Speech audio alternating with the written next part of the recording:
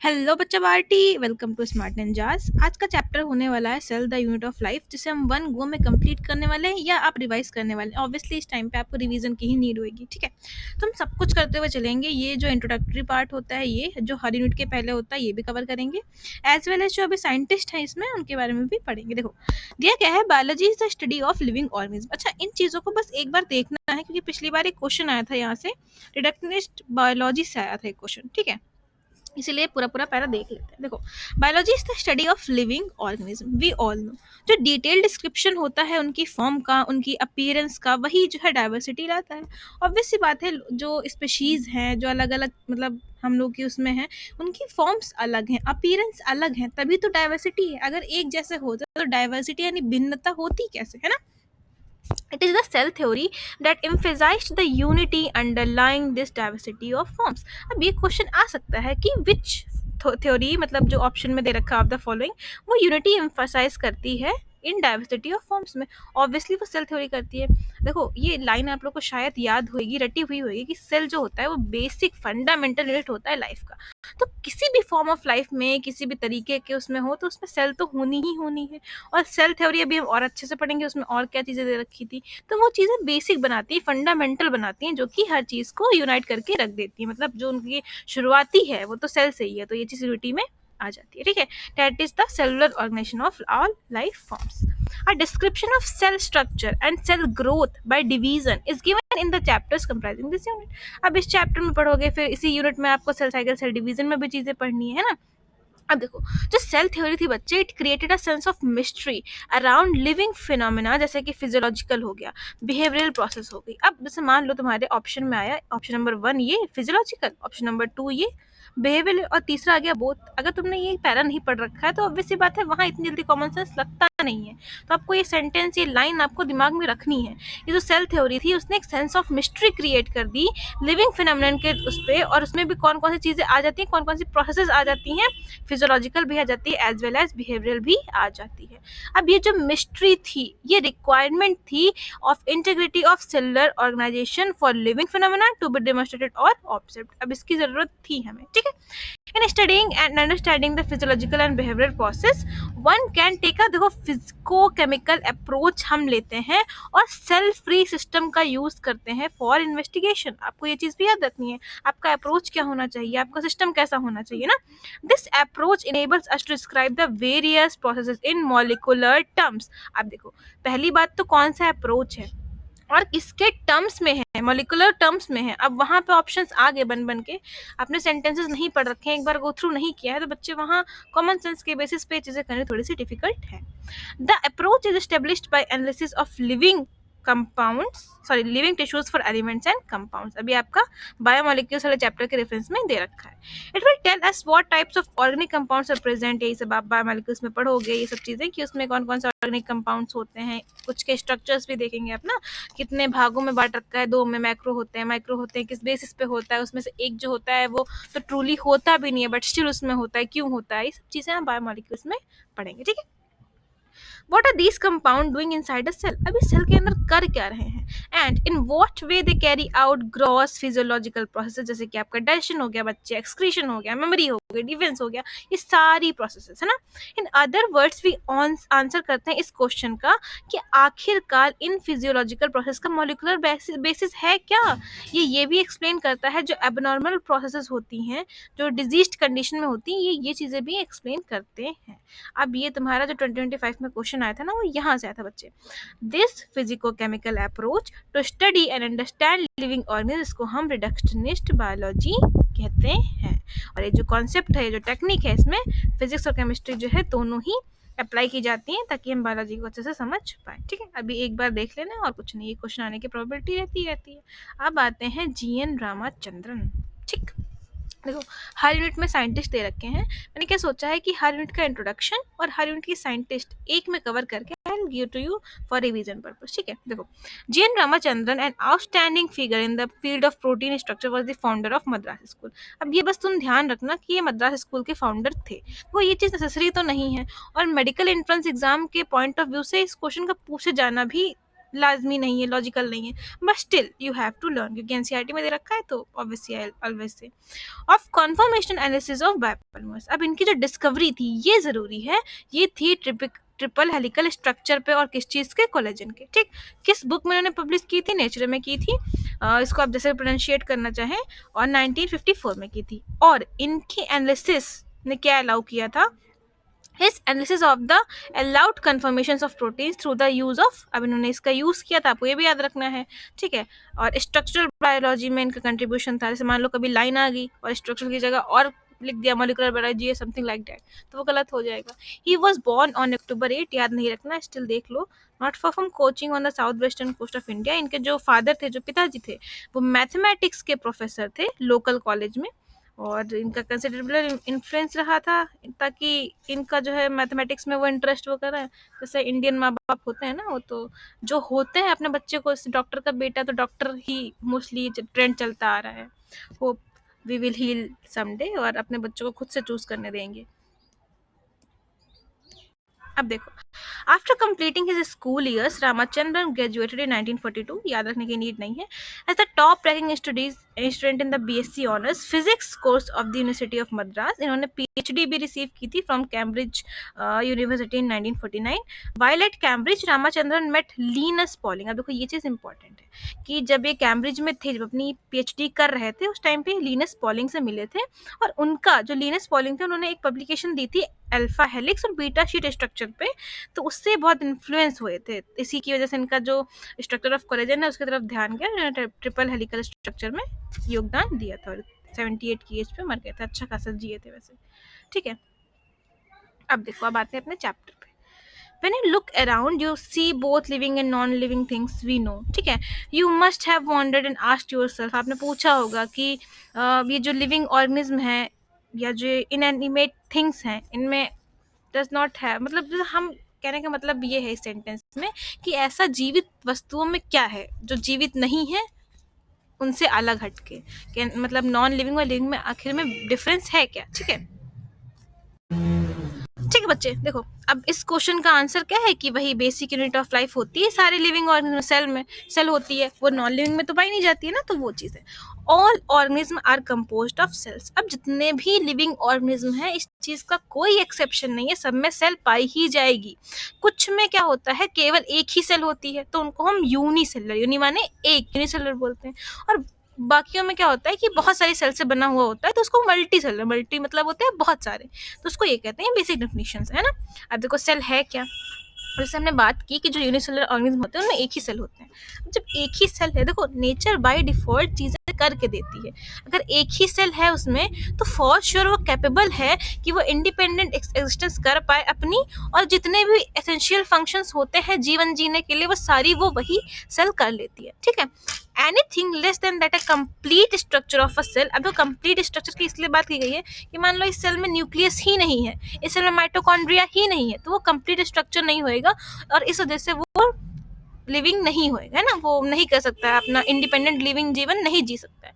Hence cell is the fundamental structure and functional unit of all living organism. अब देखो ये line आपकी बन जाती है असर्शन रीजन में, ठीक है, ये वाली, ठीक है, क्योंकि हेंस लग गया तो वो बिकॉज वाला सीन आ गया और इसमें आ जाता है, ठीक है। अब देखो एक साइंटिस्ट का नेम दे रखा है Antonie von Leeuwenhoek. He was first who saw and described a life cell.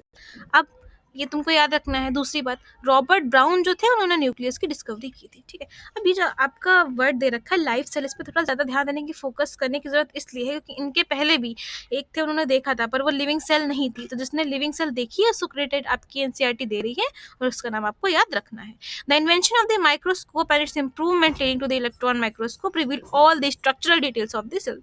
जैसे जैसे समय बढ़ा, माइक्रोस्कोप की इन्वेंशन हुई, इलेक्ट्रॉन माइक्रोस्कोप बना, फिर सारे जो डिटेल्स स्ट्रक्चर थे वो हमें सामने एक एक करके आए, ठीक है। अब देखो, अच्छा ये वाली जो बुक है ये पुरानी एनसीईआरटी है, मतलब जो एक अपडेटेड एनसीईआरटी है, तो वहाँ पे कुछ इस चीज़ में एक वो दे रखा है, आप वो चेकआउट कर लेंगे। मैं इसके हिसाब से अभी तो पढ़ा रही हूँ आपको, बट आप वो चेक कर लेंगे क्योंकि वो जो नई एनसीईआरटी है अपडेटेड है, आपको एमसीक्यू उसी के हिसाब से मार्क करने पड़ेंगे, है ना। अब देखो, इन 1838 ये जो श्लेडन साहब थे, जर्मन बॉटनिस्ट, आपकी इस बुक में दे रखे हैं, examined a large number of plants and observed that all plants are composed. अब इनके जो स्टेटमेंट्स हैं वो तो याद रखोगे ही रखोगे। श्लाइडन ने क्या बोला कि जो लार्ज नंबर ऑफ प्लांट्स हैं and observe all plants are composed of different kinds of cells. अब इन्होंने प्लांट्स की बात की और उसमें इन्होंने बोला कि जितने भी प्लांट्स हैं they composed of different kinds of cells, और ये जो सेल्स हैं वो इकट्ठी होकर के टिश्यूज बनाती हैं, और ये नॉर्मल चीज़ें जो हम और आप अब आज के समय में जानते हैं। इसी समय पे मतलब वही 1839 में जो शॉन थे उन्होंने स्टडी की different types of animal sales. अब देखो, ये मत सोचना कि शॉन ने सिर्फ एनिमल सेल्स पे ही स्टडी की, नहीं, ठीक है, उसमें फोकस दे रखा है क्योंकि इन्होंने प्लाज्मा मेम्ब्रेन की डिस्कवरी करी थी। और आपको पता होगा कि प्लांट और एनिमल सेल में यही बेसिक डिफरेंस होता है कि जो प्लांट की आउटर मोस्ट लेयर होती है वो सेल वॉल होती है और जो एनिमल की होती है वो प्लाज्मा मेम्ब्रेन होती है, ठीक है। Study different types of animal cells and reported that cells had a thin outer layer which is today known as the plasma membrane, है ना। He also concluded based on his studies on plant tissues. वही, अब देखो, Shawn ने plant tissues पे भी की थी। जो सेल वॉल की प्रेजेंस है बच्चे, वो यूनिक कैरेक्टर है प्लांट सेल्स की। तो कंफ्यूज आपको नहीं होना इन दोनों के अलग अलग वाले स्टेटमेंट, ठीक। On the basis of this Schwann proposed, अब शॉन ने ही प्रपोज की hypothesis that the bodies of animals and plants are composed of cells and products of cells. देखो, प्रोडक्ट्स का मतलब यहाँ पे वो नहीं कि कुछ बट गया और वैसा वाला प्रोडक्ट यानी कि कोई चीज से मिलके अब रिएक्टेंट प्रोडक्ट, वैसे कि सेल मिलके, सेल रिएक्टेंट है और वो क्या बना रही है, प्रोडक्ट बना रही है टिश्यू, और फिर टिश्यू के आगे बनना है प्रोडक्ट, मतलब ऑर्गन, देन ऑर्गन सिस्टम वगैरह वगैरह। तो मेन उसका रिएक्टेंट क्या है, वो आपका सेल ही होएगा, ठीक है। अब श्लाइडन और श्वान दोनों ने मिल के सेल थ्योरी फॉर्मुलेट की, लेकिन अभी जो थ्योरी थी आपकी ये नहीं बता पा रही थी कि सेल्स बनी कैसे, ठीक है। प्लांट्स में सेल्स हैं, एनिमल्स में सेल्स हैं, उसमें ये मेम्ब्रेन है, फलाना मेम्ब्रेन है, लेकिन सेल्स बनती कैसे नहीं, मतलब नई सेल्स का बनना भी तो इम्पोर्टेंट है। तो उसके लिए एक नई साइंटिस्ट आते हैं, रुडोल्फ वर्को, ठीक है। अब इनका नाम आप अच्छे से ले लीजिएगा, 1855 ये आपको याद रखना है। इन्होंने पहली दफ़ा ये बताया कि जो सेल्स हैं वो डिवाइड करती हैं और जो नई सेल्स बनती हैं वो प्री एग्जिस्टिंग सेल से ही बनती हैं। इसको साइंटिफिक लैंग्वेज में, उनकी लैंग्वेज में क्या बोला गया, ऑमनिस सेलुलाई सेलुलर, ठीक है। उन्होंने मॉडिफाई की थी श्लाइडन और श्वान की थ्योरी। अब जो सेल थ्योरी है वो आज कंप्लीटली हम कैसे समअप करते हैं, 2 लाइन्स पे समअप करते हैं। पहली चीज़ क्या कि जो लिविंग ऑर्गेनिज्म हैं वो सेल्स और प्रोडक्ट्स ऑफ सेल से बनी हुई है। दूसरी चीज़, जितनी भी सेल्स हैं वो सारी की सारी प्री एग्जिस्टिंग सेल से बनी हुई है, ठीक है। अब देखो, एन ओवरव्यू ऑफ सेल। अब आते हैं बच्चे दूसरे रेटिंग पे, that is an overview of cell. अब देखो, you have earlier observed cells in an onion peel या human cheek cells under the microscope. अगर आपने देखी होंगी तो, ऑब्जर्व की होंगी तो, फिर भी हम आगे चीजें समझ सकते। देखो, अब देखो, हम उनका जो स्ट्रक्चर है वो रिकलेक्ट करते हैं। जो अनियन सेल होती है बच्चे, वो किसका एग्जांपल दे रखा है, वो टिपिकल प्लांट सेल का एग्जांपल दे रखा है। अब ये चीज़ बताएगी, जो प्लांट सेल होती है इनकी जो आउटर बाउंड्री होती है वो होती है सेल वॉल, ठीक। और सेल वॉल के अंडर होती है सेल मेम्ब्रेन, ठीक। ये चीज़ याद रखनी है कि ये सेल वॉल है और इसके अंदर है सेल मेम्ब्रेन, ठीक। अब देखो, लेकिन अगर ह्यूमन चीक की बात की जाए बच्चे, तो उसको आप एनिमल सेल का एग्जांपल जानते हैं। तो उसमें जो आउटर मेम्ब्रेन होती है वो होती है डीलिमिटिंग स्ट्रक्चर ऑफ द सेल। वो क्या होती है, वो आपके कहते हैं सेल वॉल होती है। The cells of human cheek have an outer membrane as a delimiting structure, आपको याद रखना है, ठीक है। और वो सेल वॉल होती है। अब हर सेल के अंदर एक डेंस मेम्ब्रेन बाउंड स्ट्रक्चर होता है, उसको हम लोग न्यूक्लियस बोलते हैं। देखो अरे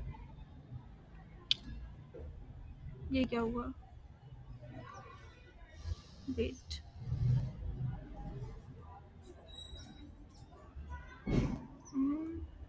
अच्छा ठीक है। देखो, आई एम सॉरी, ये देखो बच्चे, ये आपकी सेल है। अब सेल के अंदर क्या होएगा, एक डेंस मेम्ब्रेन बाउंड स्ट्रक्चर होएगा और वो आपका होता है न्यूक्लियस, ठीक है। अब इस न्यूक्लियस में बच्चे क्रोमोसोम्स होते हैं, ठीक है। इस न्यूक्लियस में क्रोमोसोम्स होंगे और इस क्रोमोसोम के अंदर जेनेटिक मटेरियल होता है, ठीक है, जिसको हम लोग डीएनए बोलते हैं। देखो ये चीज, ठीक है। अब देखो, cells that have membrane bound nuclei, इनको हम यूकैरियोटिक बोलते हैं, और जिनमें ये मेम्ब्रेन बाउंड न्यूक्लियस नहीं होता है इनको प्रोकैरियोटिक बोलते हैं। देखो, होता क्या है, धीरे धीरे चीज़ें जब बढ़ती हैं तब हम उनको ज़्यादा प्रोटेक्शन उनके लिए, मतलब और नेचर प्रोवाइड करने लग जाता है ना, धीरे धीरे नेचर उनको और इवॉल्व करने लग जाता है। तो प्रोकैरियोटिक, प्रो मतलब जो पहले आए थे उनमें न्यूक्लियस था क्योंकि वो बेसिसिटी होती है, लेकिन वो मेम्ब्रेन से कवर्ड नहीं था, ठीक है।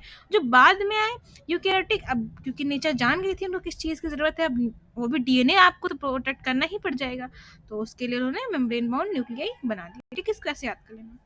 अब देखो, दोनों ही प्रोकैरियोटिक और यूकैरियोटिक सेल्स में सेमी फ्लूइड मैट्रिक्स पाई जाती है, इसको हम लोग साइटोप्लाज्म बोलते हैं, ठीक है। और ये वॉल्यूम ऑफ सेल ऑक्यूपाई करती है। जो साइटोप्लाज्म है, देखो अब नॉर्मल सी बात है, आपने प्लेट लिया, प्लेट में पानी भर दिया, प्लेट मतलब वैसे वाली हल्का सा, उसमें पानी भर दिया, ठीक है, और उसमें आपने भिन्न भिन्न चीज़ें, डिफरेंट डिफरेंट चीज़ें रख दी हैं। अब वो सारी चीज़ें वहीं पे हैं, ये मान लो आपने वहाँ पे कुछ ऐसा प्रोसेस करवाने लग गए आप, तो उसमें होगा क्या, जो आपका पानी होएगा वहीं पे सारी, या तुम ऐसे इसको समझो कि जो कुश्ती का अखाड़ा होता है ना, जहाँ पे बालू भरी हुई होती है, तो जब वो लड़ते हैं तो वो लड़ते तो इसी एरिया में, तो जो बालू होती है वो मेन अरेना होता है, वो मेन जगह होती है जहाँ पे उनकी एक्टिविटीज की जा रही है, ठीक है। तो वही साइटोप्लाज्म आपका रोल प्ले कर रहा है। Cytoplasm is the main arena of the cellular activities in both plant and animal cells. Various chemical reactions occur in to keep in the living state. अब उसमें जाहिर सी बात है कुछ ना कुछ रिएक्शंस होती रहेंगी, तभी वो लिविंग स्टेट में रहेगा, ठीक है। Beside the nucleus the eukaryotic cells have the other, अब न्यूक्लियस के अलावा भी जो यूकैरियोटिक सेल्स होती हैं उनके पास और चीज़ें भी होती हैं, ठीक है, जैसे कि एंडोप्लाज्मिक रेटिकुलम हो गया, गोल्गी कॉम्प्लेक्स हो गई, लाइसोसोम है, माइटोकॉन्ड्रिया है, माइक्रोबॉडीज है, वैक्यूल्स है, ठीक है। और वही अगर आप दूसरे हाथ पे देखो तो प्रोकैरियोटिक सेल्स में सारी चीज़ें नहीं होती है, ठीक है।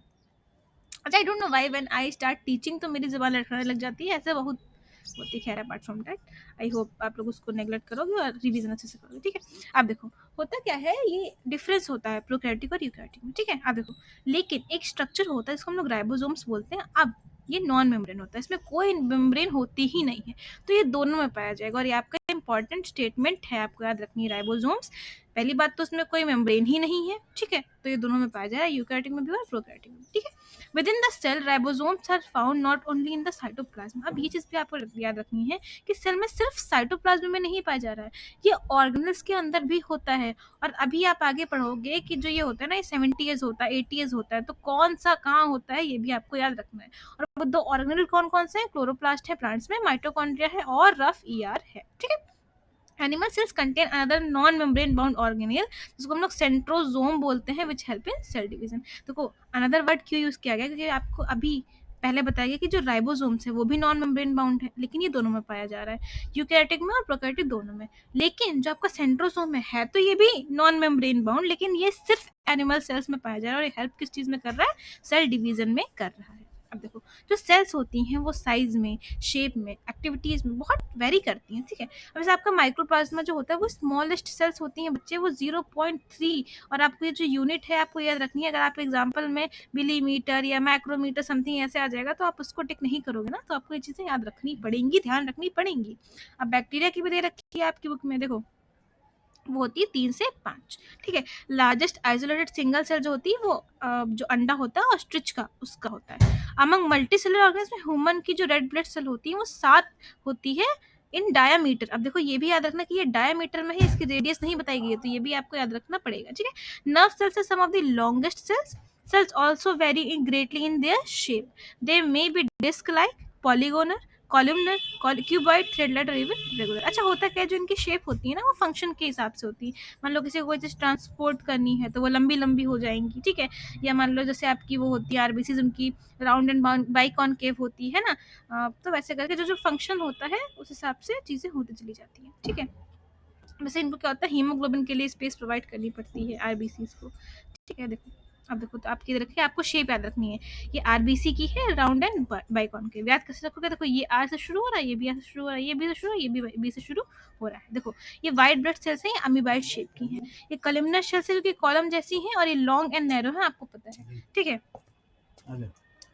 अब आते हैं नर्व सेल्स पे, ये होती है बच्चे ब्रांच्ड और लॉन्ग, को दिख ही रहा है तुम्हें, देखो ब्रांच्ड है और लंबी तो है ही ये, ठीक है। तो ये ट्रैकेड है, ये एलोंगेटेड है। मीजोफिल सेल्स हैं आपकी, राउंड एंड ओवल है, ठीक है, याद रखना। और ये भी याद रखना, और जैसे मान लो क्या करना, चार्ट बना लेना, तुमको पता चल जाएगा छोटे से बड़ा, और उसको थोड़ा असेंडिंग और डिसेंडिंग ऑर्डर में भी एक बार ध्यान से देख लेना, हो सकता है आपके एमसीक्यूज में पूछे जा सकते हैं, ठीक है। देखो अब आते हैं प्रोकैरियोटिक सेल्स पे। जो प्रोकैरियोटिक सेल्स होती हैं बच्चे, किस चीज़ से रिप्रेजेंटेड होती हैं, देखो बैक्टीरिया, मतलब कौन कौन करता है represent, blue green algae, mycoplasma, PPLO, ये सब, ठीक है। They are generally smaller and multiply more rapidly than eukaryotic cells. आपको ये स्टेटमेंट याद रखना है, और इससे स्टेटमेंट से क्वेश्चन अच्छे खासे बने हैं।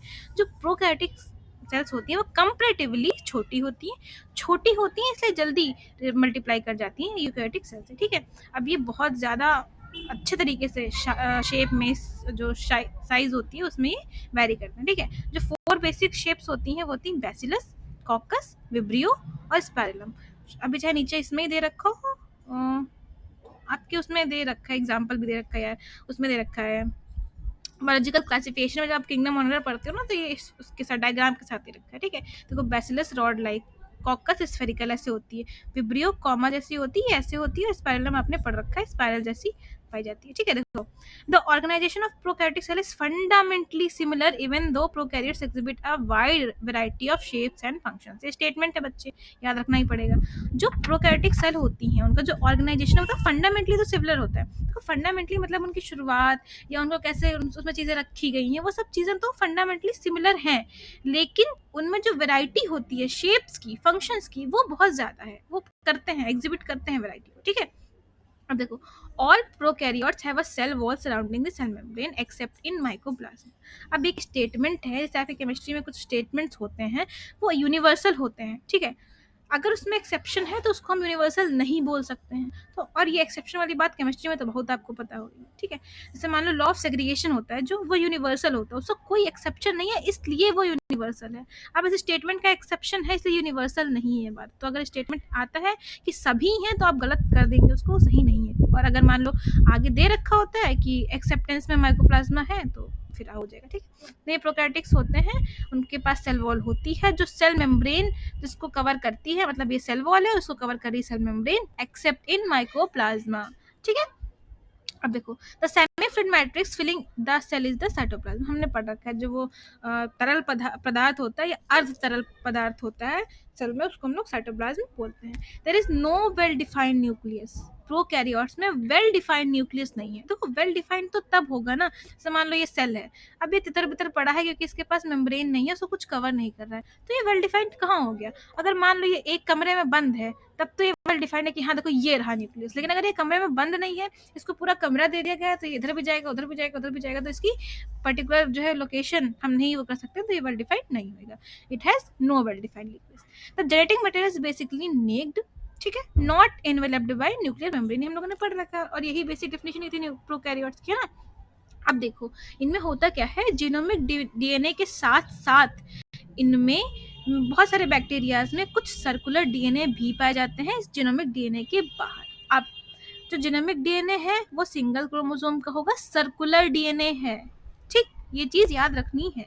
इसको छोड़ के एक और डीएनए पाया जाएगा जो कि सर्कुलर होएगा, स्मॉल होएगा, उसको हम लोग बोलते हैं प्लाज्मिड।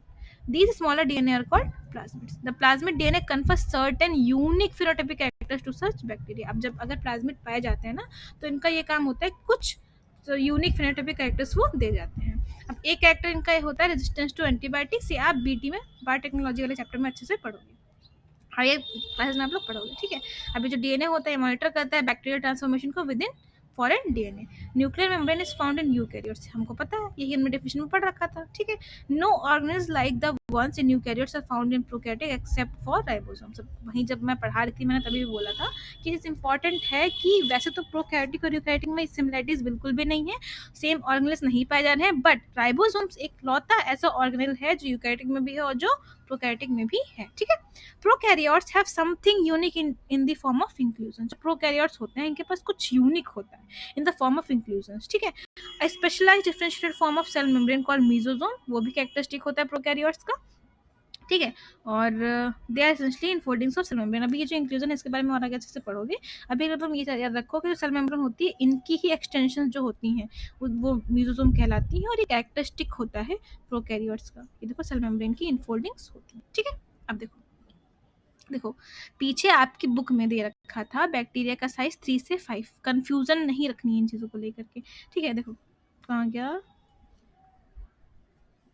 ये रहा, देखो ये रहा, वाइल बैक्टीरिया ये देखो कुड बी 3 to 5, ये ठीक है। अब यहाँ पे आपका दे रखा है ये, तो आपको लगेगा अरे ये है कि वो है आंसर। एक जगह आपकी लेंथ में बताई गई है और एक जगह आपकी वैसे बताई गई है। पीपेलो का साइज 0.1 है, ठीक है, और जो तुम्हारी माइक्रोप्लाज्मा वो 0.3 है।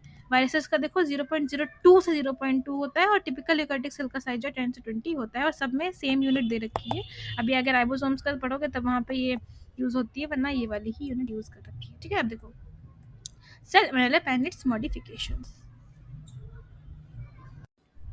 Most prokaryotic cells, particularly the bacterial cells, have a chemically complex cell envelope. अभी आपका एक स्टेटमेंट है, बताया दे रखा है आपको, जो मोस्टली प्रोकैरियोटिक सेल्स होती हैं, अगर हम पर्टिकुलरली बैक्टीरियल सेल्स की बात करते हैं उसमें, तो उनका जो सेल एनवेलप होता है वो केमिकली कॉम्प्लेक्स होता है। अब कॉम्प्लेक्स क्यों होता है ये आगे बता दे रखा है। जो सेल एनवेलप होता है उसमें टाइटली बाउंड 3 लेयर पाई जाती हैं। सबसे बाहर बच्चे होती है ग्लाइकोकैलिक्स, आपको ये भी याद रखना है। और मैं ये सजेस्ट करूँगी, मेरे टीचर ने मुझे चीज़ सजेस्ट की थी कि एनसीईआरटी में बहुत सारे सीक्वेंस हैं, कोशिश करिएगा कि बाहर से अंदर की तरफ आप सीक्वेंस याद रखिएगा, ठीक है। देखो ये है ग्लाइकोकैलिक्स, आउटर मोस्ट वाली, ठीक है। अब देखो followed by the cell wall and the plasma membrane. अब फिर आपका आएगा सेल वॉल और फिर आएगी प्लाज्मा मेम्ब्रेन, ठीक है। ये आएगी सेल वॉल और ये आएगी आपकी प्लाज्मा मेम्ब्रेन, ठीक है। आपको सीक्वेंस याद रखना है, ठीक है। अब देखो, अब although each layer of the envelope performs distinct function, हालांकि ये तीनों जो हैं आपके अलग अलग फंक्शन परफॉर्म करते हैं, लेकिन ये एक साथ होकर के सिंगल प्रोटेक्टिव यूनिट भी बनाते हैं, ठीक है। अब जो बैक्टीरिया हैं उनको दो ग्रुप्स में क्लासिफाई किया जा सकता है on the basis of difference in cell envelopes, और उस मैनर में जैसे वो रिस्पॉन्ड करते हैं to the staining procedure developed by Gram base. अभी एक साइंटिस्ट थे, इन्होंने एक प्रोसीजर बता दे रखा था, उसके बेसिस पे वो दो टाइप के हैं। कौन कौन से टाइप है? ग्राम पॉजिटिव और ग्राम नेगेटिव। देखो जो पॉजिटिव है, जाहिर सी बात है, वो उसका नाम ही चीख चीख के बता रहा है कि ये I am positive, I was क्या बोलते हैं, पास इन द टेस्ट, तो ये ले लेता है ग्राम स्टेन को। जो दूसरा वाला है वो नहीं लेता, ठीक है। Glycocalyx differs in composition and thickness among different bacteria. अब जो ग्लाइकोकैलिक्स है बच्चे, उसमें हर बैक्टीरिया में वो जो है डिफर करेगा, मतलब ऐसे पर्टिकुलर नहीं बोल सकते हैं कि नहीं इसमें इतना ही पाया जाएगा, इतना ही अमाउंट में पाया जाएगा, तो वो सब में होगा, ठीक है। डिफर करता है कंपोजिशन में भी एज वेल एज थिकनेस में भी। अगर ये लूज सीट की तरह है तो ये स्लाइम लेयर है, अगर ये थिक है, टफ है, तो ये कैप्सूल है, ठीक है। जो सेल वॉल होती है वो डिटरमाइन करती है shape of this cell and provides a strong structural support to prevent the bacterium from bursting or collapsing। अब उसको burst करने से, उसको collapse करने से भी बचाती है, ठीक है। अब आगे देखेंगे the plasma membrane is select. अब ये चीज़ याद रखनी है यार, ये चीज़ शायद आपकी नई वाली एनसीईआरटी में कुछ चेंज है, एक बार चेकआउट कर लेना, ठीक है। वो सिलेक्टिवली परमिएबल होती है नेचर में and interacts with outside world, क्योंकि नॉर्मल वे में क्या होता है, जो प्लाज्मा मेम्ब्रेन होती है वही आउटर होती है ना, ठीक है। तो वो बाहर की है तो वो दिखती है, ठीक है। Membrane is similar structurally to that of the eukaryotes. आपका ये स्टेटमेंट भी इंपॉर्टेंट है। देखो जो आपका प्रोकैरियोट्स थे उनमें तो फंडामेंटल जो अरेंजमेंट था वो सिमिलर था, लेकिन जो प्लाज्मा मेम्ब्रेन है वो आपकी स्ट्रक्चरली सिमिलर है, किसकी? यूकैरियोट्स की और प्रोकैरियोट्स, ठीक है। Special membranous structure in the mesosome which is formed by extension of, अभी आपने पीछे पढ़ रखा था कि कुछ मेम्ब्रेनस स्ट्रक्चर थे जो प्लाज्मा मेम्ब्रेन के एक्सटेंशन से बन रहे थे, जिसको हम लोग मेसोसोम बोल रहे थे, उसकी बात यहाँ पे की गई है। अब जो एक्सटेंशंस हैं बच्चे, किस किस फॉर्म्स में हो सकते हैं? 3 फॉर्म्स में हो सकते हैं, वेसिकल्स, ट्यूब्यूल्स, लैमेला, ठीक है। अब इनके फंक्शंस होते हैं, इसको याद रखना। ये सेल वॉल फॉर्मेशन में हेल्प करते हैं, डीएनए रेप्लिकेशन में हेल्प करते हैं, डिस्ट्रीब्यूशन टू डॉटर सेल्स में भी हेल्प करते हैं, आगे का काम भी करवाए दे रहे हैं, ठीक है। ये रेस्पिरेशन में भी हेल्प करते हैं, सीक्रेशन प्रोसेस में भी हेल्प करते हैं। आप कोई भी चीज़ अगर इनफोल्ड कर लेती है, कोई भी लेयर, तो वो अपने आप ये चीज़ दिमाग में बसा लेना कि वो अपना सरफेस एरिया बढ़ा देती है, तो यहाँ भी वो चीज़ अप्लाई हो जाएगी, ठीक है। और एंजाइमेटिक कंटेंट भी बढ़ जाएगा। कुछ प्रोकैरियोट जैसे कि जो साइनोबैक्टीरिया होता है बच्चे, there are some other membranous extension in the cytoplasm, जिसको हम लोग क्रोमैटोफोर्स बोलते हैं, और इनकी कैरेक्टरिस्टिक फीचर क्या है कि इसमें पिगमेंट्स पाए जाते हैं, ठीक है। ये आपको चीज़ याद रखनी है। अब देखो बच्चे, जो बैक्टीरियल सेल्स होती हैं ना, वो मोटाइल भी हो सकती है और नॉन मोटाइल भी हो सकती हैं। अगर इन केस वो मोटाइल हैं तो उनके पास थिन फिलामेंटस एक्सटेंशंस होंगे फ्रॉम देयर सेल वॉल। देखो मीजोसोम्स थे, वो एक्सटेंशन थे प्लाज्मा मेम्ब्रेन के, लेकिन जो यहाँ पे आपके फ्लैजिला की बात की गई है, ये सेल वॉल का एक्सटेंशन है, ठीक है। देखो bacteria show a range in number and arrangement of flagella. अब जैसे कि आपका बोला गया था ना कि जो कंपोजिशन होती है ग्लाइकोकैलिक्स की वो डिफर करती है, वैसे ही जो जो फ्लैजिला होता है ये नंबर में और अरेंजमेंट में जो है डिफर करता है बैक्टीरिया में, ठीक है। इसकी अच्छी खासी वो होती है, रेंज होती है। Bacterial flagellum is composed of 3 parts, 3 part होते हैं। एक होता है फिलामेंट, हुक और बेसल बॉडी। जो फिलामेंट होता है बच्चे वो होता है लॉन्गेस्ट पार्ट, ठीक है, and extends from the cell surface to the outside. अब देखो बाहर की तरफ है, अंदर की तरफ नहीं है, ठीक है। बिसाइड्स फ्लैजिला, पिलाई एंड फिम्ब्रियाई और also surface structures of the bacteria, लेकिन वो मोटिलिटी में कोई रोल नहीं प्ले करें, ठीक है। अब आप इसको ऐसा समझिए कि दो भाग हैं, दो डिवीजन है। अगर बैक्टीरिया मोटाइल है तो उसमें जो एक्सटेंशंस के फॉर्म में है वो क्या है, फ्लैजिला है, ठीक है। और अगर मोटाइल नहीं है तो पिलाई या फिम्ब्रियाई हो सकते हैं, ठीक है। और जो आपका फ्लैजिला है उसके 3 पार्ट है, फिलामेंट, हुक और बेसल बॉडी। उसमें भी लंबा वाला कौन सा है, फिलामेंट है, और वो सेल सरफेस से बाहर की तरफ एक्सटेंड होता है, ठीक है। अब देखो ये जो पिलाई है ना, ये इलोंगेटेड ट्यूबुलर स्ट्रक्चर्स हैं जो स्पेशल प्रोटीन के बने हुए होते हैं, हालांकि उस प्रोटीन का नाम आपकी बुक में नहीं दे रखा है, ठीक है। द फिम्ब्रियाई आर स्मॉल, अब छोटे हैं, ये चीज़ रखनी है, ब्रिसल लाइक फाइबर्स हैं जो out of the cell sprout कर रहे हैं ऐसे ऐसे करके ना, sorry. In some bacteria, they are also known to help attach the bacteria to rocks and streams and also host to the host tissues. अब ये स्टेटमेंट पूछ के भी आपका पूछा जा सकता है कि कौन सा ऐसा स्ट्रक्चर है जो इस चीज में हेल्प कर रहा है, तो answer you should know fimbriae, ठीक है। अब आते हैं राइबोसोम्स पे, और वो जो इंक्लूजन बॉडी वाला छोटा सा पॉइंट दे रखा था ना मैंने, बोला था अब आगे आपकी बुक में दे रखा है, डिफाइन कर रखा होगा, तो वो भी यहाँ पे पढ़ते हैं, ठीक है। प्रोकैरियोट्स में बच्चे जो राइबोसोम्स होते हैं वो एसोसिएटेड होते हैं with plasma membrane of the cells, है। अब इनकी लेंथ, उसकी साइज क्या होती है, देखो यहाँ पे यूनिट चेंज है, यहाँ पे नैनोमीटर है, 15/20 का इनका साइज होता है, ठीक है। और आपको वो यूनिट भी याद रखनी है।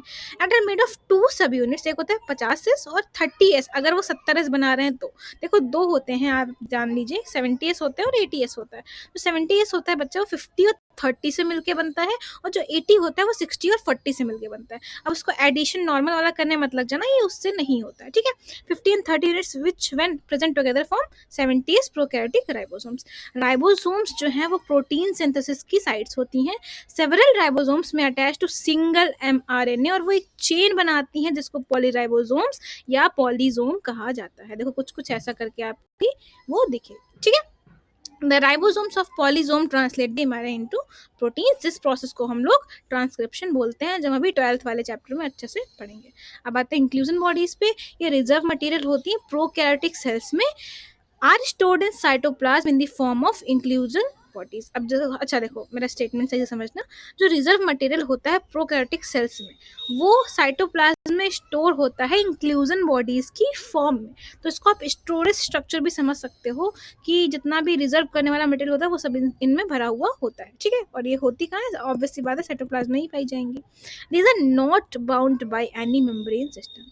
आपका एक राइबोसोम था बच्चे जो नहीं था, मतलब बाउंड था, एक आपका वो था, अरे क्या बोलते हैं उसको, सेंट्रोजोम था, ठीक है, एनिमल सेल वाला, और एक आपका ये दे रखा है इंक्लूजन बॉडीज, ये मेम्ब्रेन लेस स्ट्रक्चर्स हैं।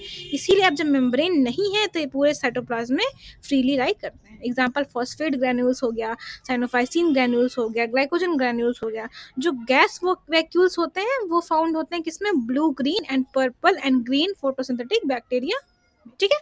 अब आते हैं यूकैरियोटिक सेल्स पे। तो आपका हमने प्रोकैरियोटिक के बारे में पढ़ा है, अब यूकैरियोटिक के बारे में पढ़ेंगे। देखो वहाँ पे क्या था, बैक्टीरिया थे, पीपीएलओ वगैरह था। ये क्या इंक्लूड करता है, ये प्रोटिस्ट करता है। देखो आपके जो आर.एच. विटेकर हैं उन्होंने 5 किंगडम क्लासिफिकेशन दे रखा था, मोनेरा था, प्रोटिस्टा था, है ना, उसमें फंगी आ रहा था, प्लांटी आ रहा था, एनिमली आ रहा था। तो मोनेरा को छोड़ के बाकी सारे यूकैरियोट्स में ही आते हैं, ठीक है। तो they include protist, plants, animals and fungi.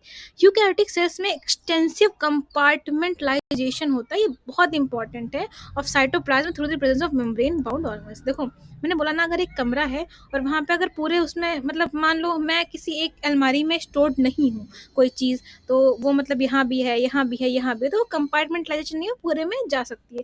लेकिन यूकैरियोट्स में क्या होता है, उनकी मेम्ब्रेन बाउंड होती है, तो पता होता है कि इस वाली मेम्ब्रेन के अंदर जो है वो यही है, ठीक है। तो as a kind of compartmentalisation हो जाता है, इनका अपना अपना एक कंपार्टमेंट हो जाता है, ठीक है। अब देखो eukaryotic cells possess an organised nucleus, we know उस न्यूक्लियर मेम्ब्रेन के साथ होता है, एनवेलप के साथ होता है, तो वो ऑर्गेनाइज्ड ही हुआ। In addition eukaryotic cells have a variety of complex locomotory और साइटोस्केलेटल स्ट्रक्चर्स। इनका जो जेनेटिक मटेरियल होता है बच्चे वो क्रोमोसोम्स में ऑर्गेनाइज्ड होता है। अब देखो जो यूकैरियोटिक सेल्स हैं वो आइडेंटिकल नहीं है। प्रोकैरियोटिक में आपका स्टेटमेंट रखा था कि जो है फंडामेंटली तो है सिमिलर होती है वैसा करके, यूकेरियोट में क्या बोला गया कि आइडेंटिकल नहीं होती हैं। प्लांट और एनिमल सेल्स डिफरेंट होती है। कैसे? जो प्लांट होता है बच्चे, उसमें सेल वॉल्स होती हैं, प्लास्टिड्स होती हैं, लार्ज सेंट्रल वैक्यूल होता है, और ये सब चीज़ें आपके एनिमल सेल्स में नहीं होती हैं। और कुछ चीज़ें ऐसी भी हैं जो एनिमल सेल्स में, प्लांट में नहीं। कौन कौन सी? सेंट्रियोल्स वगैरह हो गया, ठीक है, which are absent in almost all plant cells, ठीक है। अब देखो ये हम लोग डायग्राम देख लेते हैं एक दफ़ा। एक सेकेंड, थोड़ा छोटा हो जाता, ठीक है। जो ऊपर वाला है वो प्लांट सेल है, जो नीचे वाला है वो एनिमल सेल है। अब इसमें आपको चीज़ें देख लेनी। देखो लाइजोसोम शायद अगर नहीं देख पाओ, आर तो आसानी से पहचान जाओगे, SIR भी यहाँ पे पहचान जाओगे। देखो ये आपका प्लाज्मोडेस्माटा दे रखा है बेटा, ये आपकी माइक्रोट्यूब्यूल है, ये पेरोक्सिसोम है, ये साइटोप्लाज्म दिखाया गया है, ये क्लोरोप्लास्ट दिखाई गई है, यहाँ पे देखो राइबोसोम्स दिखाए गए हैं, माइटोकॉन्ड्रिया पहचान जाओगे, सेल वॉल भी कर लोगे, और ये मिडिल लैमेला भी तुम लोग जहाँ तक पहचान जाओगे, वैक्यूल तो पक्का कर लोगे। ये आपकी प्लाज्मा मेम्ब्रेन है बच्चे। ये देखो ये न्यूक्लियर इन्वेलप है, ये गोल्जी अपरेटस है, ये भी जान जाओगे, ठीक है। अब देखो ये आपका न्यूक्लियोलस है और ये आपका न्यूक्लियस है, ठीक है। अब देखो इसको देखते हैं, एनिमल सेल को देखते हैं। देखो आपके बच्चे माइक्रोविलाई प्रेजेंट है, ये प्लाज्मा में देखो इसमें सेल वॉल नहीं दिखाई गई है ना, क्योंकि एनिमल सेल में होती ही नहीं है, तो दिखाएंगे कैसे? ये आपके सेंट्रियोल है बच्चे। ये देखो ये पेरोक्सिसोम्स हैं, ये लाइजोसोम्स हैं, ये देखो राइबोसोम्स हैं, माइटोकॉन्ड्रिया पहचान जाओगे, RER भी पहचान जाओगे, साइटोप्लाज्म भी कर लोगे, न्यूक्लियस भी कर लोगे, न्यूक्लियस भी कर लोगे, एनवेलप भी कर लोगे। ये देखो ये SER इसमें ऐसा दे रखा है, ये ध्यान रखना, ठीक है। अब ये गोल्जी अपरेटस भी पहचान जाओगे, अच्छे से कर लोगे, ठीक है। अब देखो सेल मेम्ब्रेन के बारे में पढ़ते हैं। The detailed structure of the membrane was studied only after the advent of the electron microscope in 1950s। अब इसका सन याद रखना, ठीक है। जो डिटेल स्ट्रक्चर होता है मेम्ब्रेन का, वो हम तभी पढ़ पाए थे जब इलेक्ट्रॉन माइक्रोस्कोप आ पाया था 1950s में, ठीक है। Meanwhile chemical studies on the cell membrane, especially जो हमारी ह्यूमन RBC की होती हैं, इनकी वजह से जो साइंटिस्ट थे वो possible structure of plasma membrane को वो कर पाए थे, बता पाए थे, ठीक है। अब ये जो स्टडीज होती हैं बताती हैं कि जो सेल मेम्ब्रेन होती है इसमें मेनली कौन सी चीज़ें होती हैं, लिपिड्स होती हैं और प्रोटीन्स होती हैं। ऑल्दो और चीज़ें भी होती हैं, मगर मेन कंपोनेंट्स क्या होते हैं, वो आपके लिपिड्स होते हैं और प्रोटीन्स होती हैं। और लिपिड्स में भी जो मेजर लिपिड्स होती हैं वो फॉस्फोलिपिड्स पाई जाती हैं, और ये बाई लेयर, मतलब ऐसे दो में अरेंज्ड होती हैं, इसलिए इसको बाई लेयर बोलते हैं। Also the lipids are arranged within the membranes with the polar head. अब ये चीज़ याद रखनी है, जो पोलर हेड्स होते हैं वो आपके आउटसाइड होते हैं, जो टेल्स होती हैं वो अंदर होती हैं। अब देखो ये जो टेल्स होती हैं ये थोड़ा हाइड्रोफोबिक होती हैं, पानी से डरती हैं, और बाहर आपका वो होएगा, ठीक है, तो इसीलिए ये अंदर की तरफ होती हैं। This ensures non polar tail of. अभी जो आपको पोलर नॉन पोलर का भी याद रखना, ये जो हेड होता है वो पोलर होता है, जो टेल होती है वो नॉन पोलर होती है, ऑफ सैचुरेटेड हाइड्रोकार्बन, सैचुरेटेड दे रखा है, ठीक है, is protected from the aqueous environment. अब देखो ये डरती है, ये हाइड्रोफोबिक है क्योंकि ये नॉन पोलर है, ठीक है, और क्योंकि ये मतलब नॉन पोलर नहीं है, बट आप थोड़ा सा रिलेट करके इसको याद रखना, ठीक है। In addition to phospholipids membranes also contains cholesterol. अब ये जैसे स्टेटमेंट दे रखा है, आपका चुपके से दे रखा है और आपको पूछ लिया गया वहाँ पे, तो स्टेटमेंट करेक्ट है। वो इस समय बहुत आता है ना कि करेक्ट इनकरेक्ट कौन से इसमें से। Later biochemical investigation clearly revealed कि जो सेल मेम्ब्रेन होती है बच्चे, उसमें प्रोटीन होता है और उसमें कार्बोहाइड्रेट भी होता है, ठीक है। जो रेशियो होता है प्रोटीन का लिपिड का, ऑब्वियसली वो कंसिडरेबली जो है डिफरेंट होता है, वेरी करता है। अच्छा, ह्यूमन बींग्स का फैक्ट दे रखा है, डाटा दे रखा है कि जो ह्यूमन बींग्स की में होता है, जो एरिथ्रोसाइट्स की मेम्ब्रेन्स होती हैं RBCs की, उसमें 52% प्रोटीन होता है और 40% लिपिड होता है। देखो ये मेजर कंपोनेंट्स थे, इसीलिए मेजर इसीलिए थे ना क्योंकि ये ज़्यादा पाए जा रहे हैं, और आपकी ह्यूमन का वो एग्जाम्पल दे रखा है। अब depending on the ease of extraction, कैसे हम इसको निकाल सकते हैं। मेम्ब्रेन प्रोटीन्स जो होती हैं वो दो तरीके की होती हैं, एक होती है इंटीग्रल, एक होती है पेरिफेरल। देखो पेरिफेरल, आपने ये वर्ड बहुत जगह पढ़ा होगा, पेरिफ्री में है, मतलब किनारे पे है या बाउंड्री सरफेस पे है ना। इंटीग्रल मतलब जो धसी हुई होती है। देखो पेरिफेरल प्रोटीन्स जो होती हैं वो सरफेस पे होती हैं, जो इंटीग्रल होती है वो पार्शली या फिर टोटली उसमें धसी हुई होंगी मेम्ब्रेन में, ठीक है। अभी तुम लोग ये भी देख लो, ये शुगर है, ये पेरिफेरल प्रोटीन है क्योंकि ये ऐसे है, ये देखो ये इंटीग्रल प्रोटीन है, धसी हुई है, ठीक है। ये आपकी फॉस्फोलिपिड बाइलेयर है बच्चे, और ये आपका कोलेस्ट्रॉल है, देखो चिप्पे से दे रखा है येलो वाला, हालांकि एग्जाम में येलो तो दिखेगा नहीं, और ये आपका फ्लूइड मोज़ाइक मॉडल है, ठीक है, चुप्पे से दे रखा है। An improved model of the structure of cell membrane, ये प्रपोज किसने किया था? सिंगलर एंड निकोल्सन ने किया था। आपको इनकी डेट भी याद रखनी है, 1972, और इन्होंने जो दिया था उसको हम लोग फ्लूइड मोज़ाइक मॉडल बोलते हैं। अब इसके हिसाब से क्या होता है, जो लिपिड होती है उसका जो कॉजी फ्लूइड नेचर होता है, वही चीज़ इनेबल करती है लेटरल मूवमेंट्स ऑफ प्रोटीन्स को with in the overall bilayer. अब ये जो एबिलिटी होती है मूव करने की मेम्ब्रेन के अंदर ही, इसे हम लोग फ्लूइडिटी बोलते हैं। तो फ्लूइडिटी की आपकी वो भी आ सकती है, डेफिनेशन भी आ सकती है ना, ऐसे करके स्टेटमेंट्स में। The fluid nature of membrane is also important for, अब फ्लूइड नेचर है मेम्ब्रेन का तो वो किस चीज़ के लिए इंपॉर्टेंट है, ये बहुत इंपॉर्टेंट चीज़ है, आपको याद रखनी है। कैसे? सेल ग्रोथ के पर्पज से बहुत इंपॉर्टेंट है, फॉर्मेशन ऑफ इंटरसेलुलर जंक्शन के पर्पज से बहुत इंपॉर्टेंट है, सिक्रीशन भी करता है, इंडोसाइटोसिस भी करता है, और सेल डिवीजन में भी इंपॉर्टेंट रोल प्ले करता है। ठीक है। One of the most important functions of the plasma membrane is the transport of molecules across state। अब देखो जो मेम्ब्रेन है ना उसके आसपास मॉलिक्यूल्स जाएंगे तो यहाँ पे भी ये बहुत महत्वपूर्ण भूमिका निभा रही है। जो मेम्ब्रेन होती है बच्चे, सेल मेम्ब्रेन होती है, वो सेलेक्टिवली परमेबल होती है। देखो सेल मेम्ब्रेन पे एक रिस्पॉन्सिबिलिटी है, अब वो कोई भी चीज़ अंदर या कोई भी चीज़ अंदर से यूजफुल चीज़ बाहर जाने कैसे दे सकती है, तो इसको अपनी उसमें सेलेक्टिविटी दिखानी ही पड़ेगी। ठीक है, कुछ मॉलिक्यूल्स के लिए, दोनों साइड के लिए। Many molecules can move briefly across the membrane without any। अब ये चीज़ आपको याद रखनी पड़ेगी, या ये चीज़ आपको पता भी होगी कि अगर हम कोई प्रोसेस बिना एनर्जी के रिक्वायरमेंट के कर रहे हैं तो वो पैसिव होता है, और अगर उसमें एनर्जी लग रही होती है तो वो एक्टिव होता है। अब ये कॉन्सेप्ट आपका 12th में भी जब आप वैक्सीनेशन वगैरह पढ़ेंगे उसमें भी होता है कि मतलब अगर हमको बनी बनाई मिल जा रही है तो क्या होता है, और अगर हमको बना के डालनी पड़ रही है तो क्या होता है। तो अगर हम उसमें कोई मतलब वो नहीं कर रहे होते हैं, उसमें हम कोई एफर्ट नहीं डालते, बिना रिक्वायरमेंट ऑफ एनर्जी के यहाँ पे हो जा रही है तो वो पैसिव है। न्यूट्रल सॉल्यूट्स में move across the membrane by the process of simple diffusion. अब इसके लिए दे रखा है, इंपॉर्टेंट दे रखा है कि जो न्यूट्रल सॉल्यूट्स होते हैं वो सिंपल डिफ्यूजन के उससे करते हैं, उसमें भी में लगा है, मस्ट नहीं लगा है, तो ये चीज़ भी आपको ध्यान रखनी है। Along the concentration of gradient. अब देखो कंसंट्रेशन क्या होता है, कंसंट्रेशन ग्रेडियंट बेसिकली क्या होता है, आप अगर थोड़ा दिमाग लगाएंगे, अगर आप कोई भी चीज़ देखें तो होता क्या है, जो चीज़ ज़्यादा भरी हुई होती है उसकी तरफ से जो है कम वाले में जाता है, ये नॉर्मल लॉ है, ये कंसंट्रेशन ग्रेडियंट है। ठीक है, तो ये इसके साथ ही कर रही है, अगर अगेंस्ट जाएगी तो वो छोटे से बड़े में जाएगी, यानी कि लो कंसंट्रेशन से हायर में चली जाएगी। अब यहाँ पे इसके साथ इसलिए हायर से लोअर की तरफ जा रहा है। वाटर में also move across this membrane from higher to lower concentration, और वाटर का मूवमेंट जब होता है तो हम उसको ऑस्मोसिस बोल देते हैं, अगर वो डिफ्यूजन की वजह से हो रहा होता है। ठीक है, as the polar molecules can not pass. अब जो आपकी वो थी ना, वो नॉन पोलर थी आपकी टेल, तो जो पोलर मॉलिक्यूल्स थे वो नहीं पास कर पा रहे हैं यहाँ से, तो इनके लिए क्या होएगा, इनको एक कैरियर प्रोटीन की रिक्वायरमेंट होएगी ताकि ये अपना जो ट्रांसपोर्ट है वो कर पाए। तो कुछ आयंस होते हैं, मॉलिक्यूल्स होते हैं, they are transported across the membranes against concentration gradient. ठीक है, तो उसमें इनका क्या होता है, उसमें इनको एनर्जी चाहिए होती है और उसको हम एक्टिव ट्रांसपोर्ट बोलते हैं, वहाँ पे एटीपी का यूटिलाइजेशन होता है, और इसका एग्जाम्पल क्या होता है, सोडियम और पोटेशियम पंप। अभी आप लोग अच्छे से आगे लोकोमोशन और मूवमेंट वगैरह में पढ़ोगे। ठीक है, पढ़ चुके होगे, रिवाइज करोगे ऑब्वियसली बात है। देखो cell wall a non living, ये जीवित नहीं है, रिजिड स्ट्रक्चर है जिसको हम लोग सेल वॉल बोलते हैं। ये आउटर कवरिंग बनाता है for the plasma membrane of fungi and plants, animals में नहीं होती है, आपको पता है।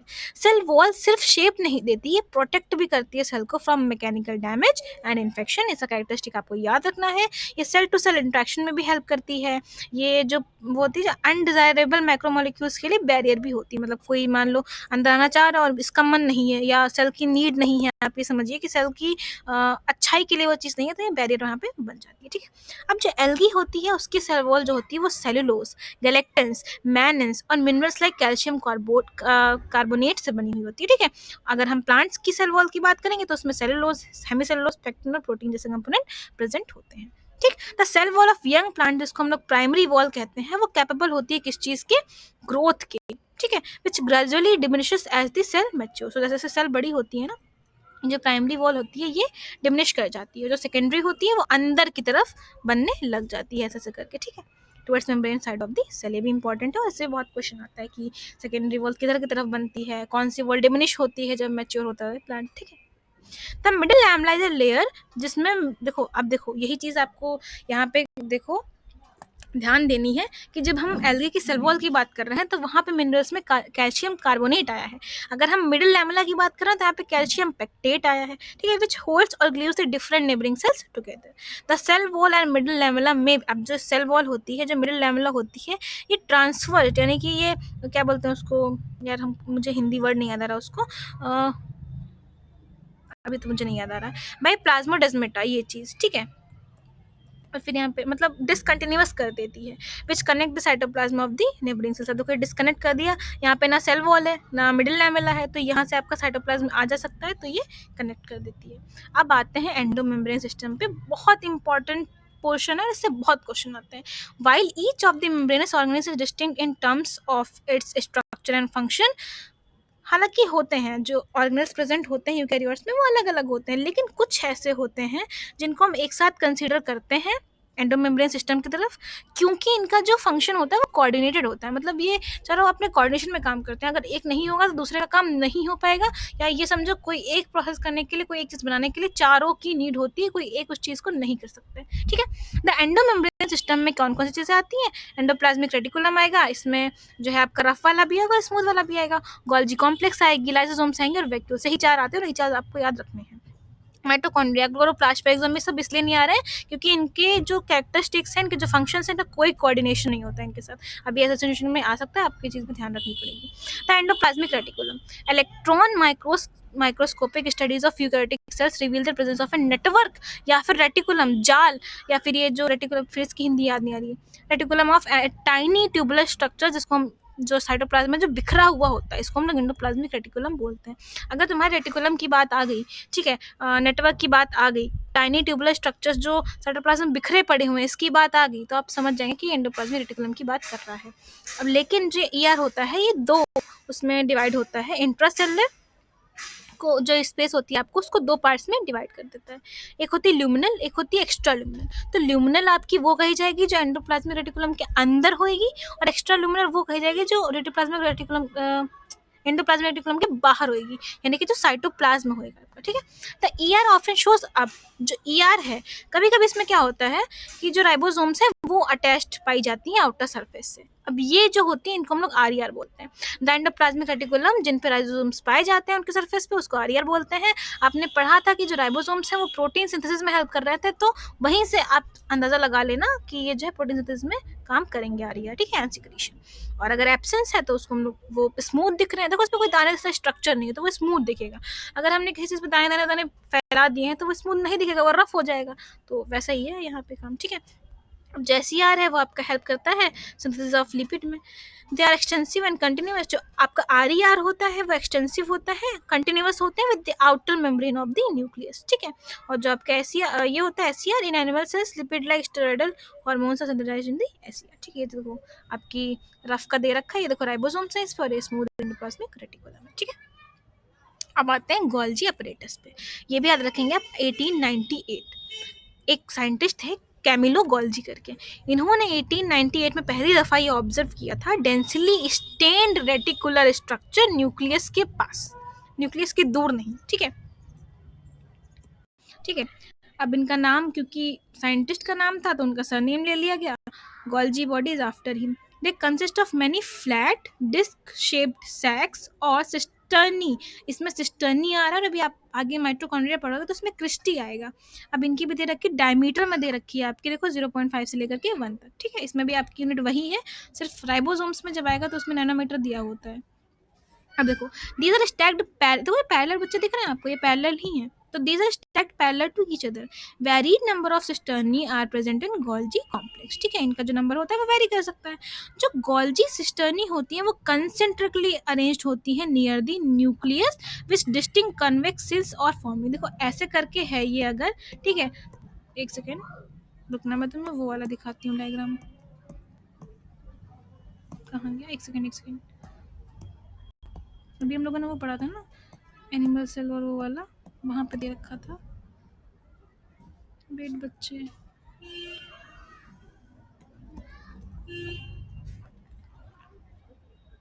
कहाँ गया गोल्जी अपरेटस। देखो यहाँ पे अगर आप अच्छे से देख सकते हैं, देखो तो ये जो आपको गोल्जी अपरेटस है इसको थोड़ा ध्यान से देखना। देखो ये ऐसे है, ये ऐसे है, अगर आपने अच्छे से पढ़ रखा होएगा, देखो इसका मोस्टली तो तुम ऐसे ही ले लो, प्लांट सेल में देखो कैसे, ऐसे ही तुम समझो इसकी ये शेप ऐसे न्यूक्लियस की तरफ ऐसे है। ठीक है, तो आपने अगर उसमें पढ़ रखा होगा फिजिक्स में, तो ये वाली जो होती है वो कॉनकेव होती है और इसको हम लोग कॉन्वेक्स बोलते हैं। तो न्यूक्लियस की तरफ जो है वो आपकी कॉन्वेक्स वाली साइड आ रही है, इसी को हम लोग फॉर्मेट साइड बोलते हैं और सिस साइड बोलते हैं। ठीक है, आ जाओ नीचे, कॉन्वेक्स सिस और द फॉर्मिंग फेस। ठीक, अब जो दूसरा वाला पोर्शन होगा, जैसे ये यहाँ पे न्यूक्लियस है आपका, ये ऐसे है, ये कॉन्वेक्स है, सिस है, फॉर्मिंग फेस है, जो ये है ये आपका कॉन्केव ट्रांस और द मैच्योरिंग फेज कहते हैं। देखो मैच्योरिंग क्यों और फॉर्मिंग क्यों, कोई भी चीज़ जब यहाँ से आएगी तो वो बनेगी और यहाँ जाएगी तो वो मैच्योर होगी, तो इसका प्रोसेस लगभग ऐसा होता है, पहले बनेगी तभी तो मैच्योर होगी, बिना बने तो किसी चीज़ को मैच्योर कर नहीं दोगे। ये चीज़ तो हमेशा हर चीज़ पर जो है एप्लीकेबल होती है हमारे, कि पहले कोई चीज़ बनती है फिर मैच्योर होती है, चाहे वो लिम्फोसाइट्स ही क्यों ना हो, है ना। बी लिम्फोसाइट टी लिम्फोसाइट्स में एंटीबॉडीज भी बनती है, तो पहले वो बनती हैं फिर धीरे धीरे वो जाके आगे उनकी प्रोसेस होती है, तो ये चीज़ें वैसे वर्क करती हैं, ठीक है। The cis and the trans faces of the organelle are entirely different, हालांकि ये इंटायरली डिफरेंट है, देखो उनका वही डिफरेंट है लेकिन ये इंटरकनेक्टेड है।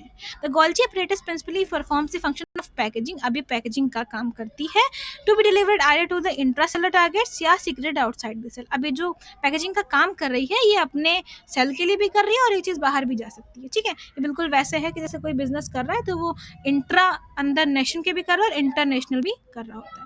Materials to be package in the form of physicals form ER fuse with this form face, obviously बात है उधर से आएंगे ऑफ द गोल्जी apparatus और वो मैच्योरिंग फेज या फिर ट्रांस फेज की तरफ जाएंगे।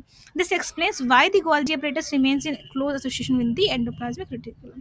अब देखो दिस आ गया, एक्सप्लेन्स आ गया, वाई आ गया, तो आपके जो सेंटेंस हो गए वो असर्जन रीजन के पॉइंट ऑफ व्यू से बहुत इंपॉर्टेंट हो गए, ठीक है। A number of proteins synthesized by the ribosomes on the endoplasmic reticulum are modified in the cisternae of the Golgi apparatus before they released from the transphase। अब ये चीज़ भी होती है, वो प्रोटीन जो आपका राइजोसोम्स बनाता है एंडोप्लाज्मिक रेटिकुलम पे, उनको भी यहाँ पे मॉडिफाई किया जाता है इससे पहले कि वो बाहर भेजी जाए, ठीक है। तो गोल्जी जो अपरेटस होती है यहाँ पे ग्लाइकोप्रोटीन ग्लाइकोलाइपिड्स होते हैं, देखो G for Golgi apparatus, G for glycoprotein और D फॉर ग्लाइकोलिपिड्स के फॉर्मेशन में हेल्प करती है, इंपॉर्टेंट साइट होती है, ठीक है। अब आते हैं लाइजोसोम्स पे। जो लाइजोसोम्स होती है ना, these are membrane bound vesicular structures formed by the packaging of process of packaging in the Golgi apparatus, ठीक। अब जो गोल्जी apparatus है वही इसको बना रही है लाइजोसोम्स को, ठीक है। The isolated lysosomal vesicles have been found to be very rich in almost all types of hydrolytic enzymes, almost in लगभग सब कुछ होता है इनके पास, ठीक है। ये चीज़ें भी आपको रखनी है। अब हाइड्रोलाइसिस में क्या क्या लाइपेज आ रहा है, वो जो लिपिड की जो होती है उसको कर दे, डाइजेस्ट कर दे, प्रोटीज जो प्रोटीन को कर दे, कार्बोहाइड्रेट जो उसको कर दे, optimally active at the acidic pH. बच्चे याद रखना, अगर मान लो स्टेटमेंट में आपका बेसिक कर दिया तो वो गलत हो जाएगा, ये एसिडिक पीएच पे एक्टिव होती है, A for active, A for acidic pH, ठीक है। This enzymes are capable of भाई डाइजेस्ट करने के लिए कार्बोहाइड्रेट को कर रहे थे तो कार्बोहाइड्रेट यूज कर रहे थे, प्रोटीन को कर रहे थे तो प्रोटीज यूज कर रहे थे, लिपिड को कर रहे थे लाइपेज यूज कर रहे थे, ऐसे करके न्यूक्लियस भी इसमें होता है न्यूक्लिक एसिड को डाइजेस्ट करने के लिए। अब आते हैं वैक्यूल्स पे। The vacuole is a membrane bound space found in the cytoplasm. तो साइटोप्लाज्म में तो लगभग हर ही चीज़ पाई जाएगी ना। अब उसी में है ही अखाड़ा है, अखाड़े में वो मिट्टी वो कर रखी, उसको क्या बोलते हैं, तो वहीं लड़ोगे ना और कहीं तो जाओगे नहीं। इट कंटेन्स वाटर, अब इसमें होता क्या, पानी होता है, सैप होता है, एक्सक्रीटरी प्रोडक्ट होते हैं और भी मटेरियल होता है जो सेल के लिए ज़रूरी नहीं होता। देखो होता क्या है, मान लो ये एक कमरा है और इस पे एक ऐसी जगह है, एक ऐसी अलमारी है जिसमें कुछ नहीं रखा जा रहा है, ठीक है, लेकिन उसने जगह बहुत घेर रखी है। तो हम लोग क्या करते हैं, मोस्टली जितने कपड़े होते हैं, जो चीज़ मतलब हमें ऐसे रखनी होती है जिसकी जगह नहीं मिल रही होती है या जो यूज़फुल नहीं होता है at particular moment of time, तो हम उस पर रख देते हैं। वैक्यूल भी वैसा ही है, जो वेस्ट मटेरियल होता है जो यूज़फुल नहीं होता है सेल के लिए, वो इसमें रख दिया जाता है क्योंकि ये बहुत बड़ी जगह घेर रहा होता है, ठीक है। The vacuole is bound by single membrane, जिसको हम लोग टोनोप्लास्ट बोलते हैं, ये बहुत बार पूछा जाता है। In plant cell the vacuoles can occupy up to 90% of the volume of the cell. ये चीज़ बहुत शॉकिंग सी है कि 90% तक की जो है वो वैक्यूल ही ऑक्यूपाई के ले रही है, लेकिन ये चीज़ याद रखनी है और ये चीज़ सच है, ठीक है। In plants tonoplast facilitates the transport of number of ions and other materials against concentration gradient into the vacuole, hence their concentration is significantly higher in the vacuole than in the cytoplasm. ये sentence समझने की as well as statement को बहुत ज़्यादा ध्यान देने की ज़रूरत है, ये बहुत जाता है। तो प्लांट्स में क्या होता है, जो टोनोप्लास्ट है, जो मेम्ब्रेन है वैक्यूल की, ये फैसिलिटेट करती है transport of number of ions और जो मटेरियल्स होते हैं अगेंस्ट कंसंट्रेशन ग्रेडियंट, मतलब हायर से लोअर की जगह लोअर से हायर जाता है वैक्यूल में, ठीक है। अब लोअर से हायर जा रहा है, ज़्यादा है, ठीक है, लोअर से हायर जा रहा है, अब यहाँ पे सामान होएगा कम, यहाँ पे होएगा ज़्यादा, तो इसीलिए क्या होएगा, जो कंसंट्रेशन होएगा वो वैक्यूल में लगभग ज़्यादा हो जाता है, अगेंस्ट कंसंट्रेशन ग्रेडियंट काम करेगा, ठीक है। इसमें वैसे भी सामान ज़्यादा है, वॉल्यूम ज़्यादा है, बट स्टिल वो कंसंट्रेशन ग्रेडियंट एक तो अगेंस्ट काम कर रहा है, तो वैसे भी वहाँ पे सामान ज़्यादा हो जाएगा, कंसंट्रेशन सिग्निफिकेंटली हायर हो जाएगा, ठीक है। अमीबा में क्या होता है, जो कॉन्ट्रैक्टाइल वैक्यूल होती है वो इंपॉर्टेंट होती है फॉर ऑस्मो रेगुलेशन और एक्सक्रीशन के लिए भी। बहुत सारी सेल्स ऐसी होती हैं जैसे कि प्रोटिस्ट हो गया, उनमें जो फूड वैक्यूल्स होते हैं बच्चे, वो फूड पार्टिकल्स को इंगल्फ करके बनता है, ठीक है। अब आते हैं माइटोकॉन्ड्रिया पे। अब देखो आते हैं माइटोकॉन्ड्रिया पे, ठीक है। माइटोकॉन्ड्रिया जिसको हम लोग सिंगुलर फॉर्म में माइटोकॉन्ड्रियन भी बोलते हैं, जब तक हम इन्हें स्टेन नहीं कर देते हैं हम इन्हें नहीं देख सकते, ठीक है।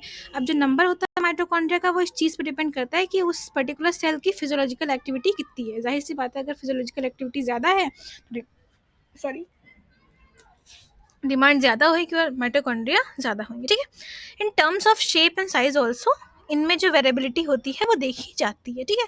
टिपिकली ये जो होती है वो सॉसेज शेप की होती है, सिलेंडरिकल शेप भी बोल सकते हैं। अगेन डायमीटर में दे रखा है 0.2 से 1। अभी डाटा जो आपको दे रखा है गोल्जी का दे रखा था, ये सब चीज़ें आप एक पास कर लेना, ना बहुत कंफ्यूज हो जाओगे। अगर एवरेज देखी जाए तो 0.5 होगी। लेंथ के मामले में 1 से 4 है, और देखो यूनिट वही है जो दे रखी है हर चीज़ में, राइबोसोम्स को छोड़ के। Each mitochondrion is a double, इनकी डबल मेम्ब्रेन स्ट्रक्चर होती है, ठीक है। With the outer membrane inner membrane dividing the lumen strictly into 2 aqueous compartments, ठीक। जो मतलब आउटर कंपार्टमेंट और इनर कंपार्टमेंट से, ये आउटर आपकी मेम्ब्रेन है, या आपकी इनर मेम्ब्रेन है, तो जो इसके अंदर चीज़ें हैं वो आउटर कंपार्टमेंट में आएंगी, जो इसके अंदर चीज़ें हैं वो इनर कंपार्टमेंट में आएंगी, ठीक है। The inner compartment is filled with dense homogeneous substance, जिसको हम लोग मैट्रिक्स बोलते हैं। पहली बात तो डेंस है, ठीक है, और होमो है, हेट्रो नहीं है, इस चीज़ का भी ध्यान रखना, ठीक है। जो आउटर मेम्ब्रेन होती है वो कंटिन्यूअस लिमिटिंग बाउंड्री होती है, लेकिन जो अंदर वाली होती है उसमें नंबर ऑफ अब देखो फिर से इनफोल्ड हो गया, ये इनफोल्ड हो गया तो इसका सरफेस एरिया बढ़ गया होगा ना, जिसको हम लोग क्रिस्टी बोलते हैं। सिस्टर ने वहाँ पे, तो यहाँ पे क्रिस्टी है, सिंगुलर फॉर्म क्रिस्टा है, टुवर्ड्स द मैट्रिक्स, आउटसाइड नहीं है। और जो क्रिस्टा है वो जो है इंक्रीज कर रहे हैं सरफेस एरियाज को, है ना। The two membranes have their own specific enzymes associated with mitochondrial function। जो माइटोकॉन्ड्रिया है वो एरोबिक रेस्पिरेशन की वो है, क्या बोलते हैं, साइट है। ये तो हम लोग पढ़ते ही आ रहे हैं कि mitochondria is the power house of the cell, तो आपको पता ही होगा क्यों है, क्योंकि ये सेलुलर एनर्जी प्रोड्यूस करती है in the form of ATP, ठीक है। The matrix also possesses singular circular DNA molecules, कुछ आरएनए मॉलिक्यूल्स भी होते हैं, और जो राइबोसोम्स होते हैं वो 70s होते हैं माइटोकॉन्ड्रिया में। देखो 70 बोलते हो, 74 बोल सकते हो, 74 माइटोकॉन्ड्रिया में च आ रहा है, 74 माइटोकॉन्ड्रिया, तो वो 70s हो गया, ठीक है। And a components required for the synthesis of proteins, ये भी इसमें होती हैं। जाहिर सी बात है राइबोसोम्स हैं तो उसमें हेल्प करने के लिए कुछ कंपोनेंट्स जो प्रोटीन के हेल्प कर रहे होंगे सिंथेसिस में, उसको भी यहाँ पे रखा जाता है। और इनका डिवीजन कैसे होता है, फ्यूजन के थ्रू होता है। आपकी बुक में और भी चीज़ें जिनका डिवीजन फ्यूजन के थ्रू होता है, आप नीचे कमेंट में बताएंगे, ठीक है। तो ये मैट्रिक्स है आपकी, ठीक है। देखो इंटर मेम्ब्रेन स्पेस है, जो आउटर और इनर के बीच का मेम्ब्रेन होता है, आपकी क्रिस्टी है, ये सरफेस एरिया बढ़ा रही है, ठीक है। ये लॉन्गिट्यूडनल सेक्शन दिखाया गया है आपको दोस्तों, मित्रों, भूल नहीं जाना। प्लास्टिड्स पे आते हैं। Plastids are found in all plant cells, और जितने भी यूग्लिनॉइड्स होते हैं उनमें। These are easily observe. देखो जो माइटोकॉन्ड्रिया था वो हम तब तक नहीं देख पा रहे थे जब तक हम उसको स्टेन नहीं करे दे रहे थे, लेकिन जो प्लास्टिड है इनको हम इजिली देख सकते हैं क्योंकि ये बड़े होते हैं। अब इनमें कुछ स्पेसिफिक पिगमेंट्स होते हैं, और जब पिगमेंट्स होते हैं तो ये कुछ कलर स्पेसिफिक इम्पार्ट करते हैं। अब इन pigments, based on the type of pigments, plastid can be classified into, मतलब कौन से पिगमेंट किस में प्रेजेंट होंगे उसके बेस पर जो प्लास्टिड्स हैं वो 3 टाइप के होते हैं, क्लोरोप्लास्ट, क्रोमोप्लास्ट और ल्यूकोप्लास्ट। जो क्लोरोप्लास्ट होता है बच्चे, उनमें क्लोरोफिल होता है, ठीक है। And carotenoid pigments which are responsible for the trapping light energy for photosynthesis, उसमें ये चीज़ें होंगी। क्रोमोप्लास्ट में फैट सोल्यूबल कैरोटीनॉइड पिगमेंट्स होंगे, जैसे कि कैराटीन हो गया, ज़ैंथोफिल्स हो गया, others are present. This gives the part of the plant a yellow, orange और रेड कलर, ठीक है। जो ल्यूकोप्लास्ट होता है बच्चे, वो कलरलेस प्लास्टिड होते हैं, वेरिड शेप होती हैं, वेरिड साइजेस होती हैं विद स्टोर्ड न्यूट्रिएंट्स। देखो अगर इसको प्रॉपर तरीके से अगर बना लो ऐसे करके, तो आपका क्या हो गया, क्लोरोप्लास्ट आएगा, क्रोमोप्लास्ट आएगा और ल्यूकोप्लास्ट आएगा। अब ये तुम्हारा ग्रीन कलर देगा, ये रेड वगैरह कलर देगा, ऑरेंज येलो देगा, और ये बिल्कुल कोई कलर देता ही नहीं है, ठीक है। तो जो क्लोरोप्लास्ट है उसमें क्लोरोफिल होएगा और कैरोटीनॉइड पिगमेंट्स होंगे, और जो आपका क्लोरोप्लास्ट है उसमें फैट सोल्यूबल कैरोटीनॉइड पिगमेंट्स होंगे। एग्जाम्पल में आपका दे रखा है कैरोटीन, ज़ैंथोफिल्स वगैरह वगैरह, ठीक है। और जो आपका ल्यूकोप्लास्ट है उसमें कलरलेस प्लास्टिड है, उसमें कौन कौन सी चीज़ें, 3 चीज़ें आएंगी, एमाइलोप्लास्ट आएगा, इलायोप्लास्ट आएगा और ल्यूरोप्लास्ट आएगा। जो एमाइलोप्लास्ट है वो कार्बोहाइड्रेट्स को स्टोर करेगा, जैसे कि एग्जांपल हो गया पोटैटो। इलायोप्लास्ट आपका ऑयल्स, देखो इसी में आ रहा है, ये देखो OILA हटा दोगे अगर, तो ये ऑयल्स और फैट्स को स्टोर कर रहा है, ठीक है। और जो एल्यूरोप्लास्ट है, आपको पता होगा एलेरोन लेयर आपने पढ़ रखी होगी जो प्रोटीन से बनी हुई होती है, तो ये प्रोटीन स्टोर करता है, ठीक है।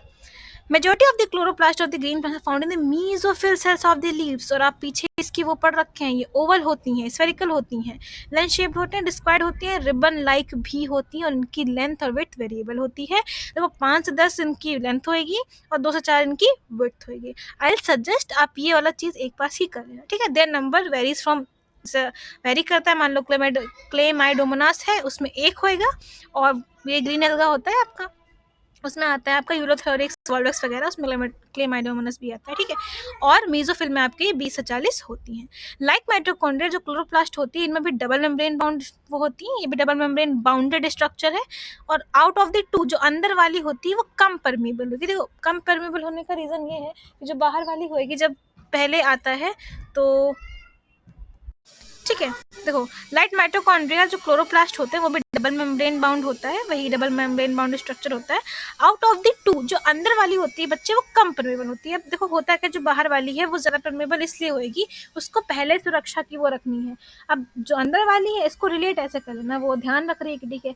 अब ये ऐसे आप रिलेट कर सकते हो कि जैसे कि घर में क्या होता है, जो बाहर वाले दरवाजे होते हैं उनमें तगड़ा लॉक लगाया जाता है, और जो रूम हम लोग इसमें होता है उसमें लॉक इतना नहीं होता है, मतलब लेस परमेबल होता है, बाहर सुरक्षा का ज़्यादा ध्यान रखा जाता है, ठीक है।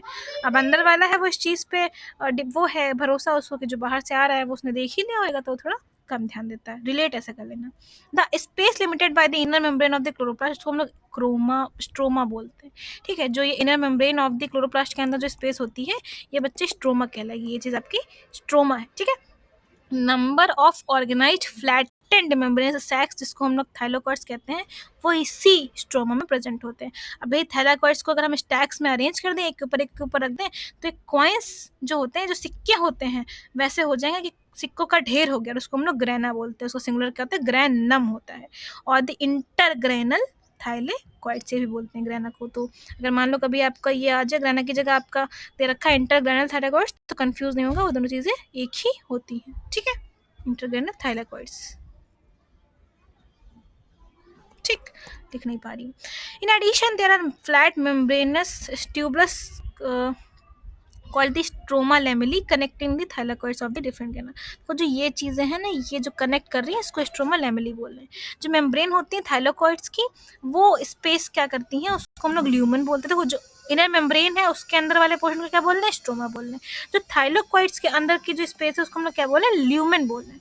The stroma of the chloroplast contents various enzymes required for the synthesis of carbohydrates and protein. तो स्ट्रोमा में ये होता है, उसमें small double stranded circular DNA भी पाए जाएंगे और राइबोसोम्स भी पाए जाएंगे। अब जो क्लोरोप्लास्ट हैं उसमें दोनों तरीके के होते हैं।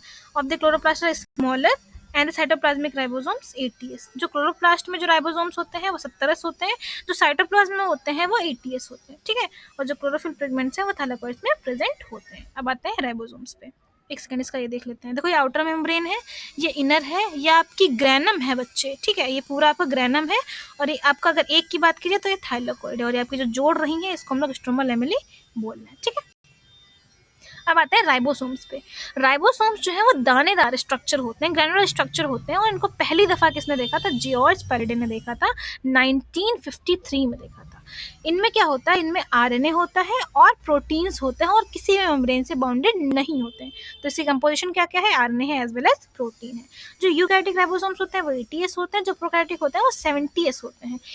हर राइबोसोम की 2 सब यूनिट होती हैं, एक होती है बड़ी, एक होती है छोटी।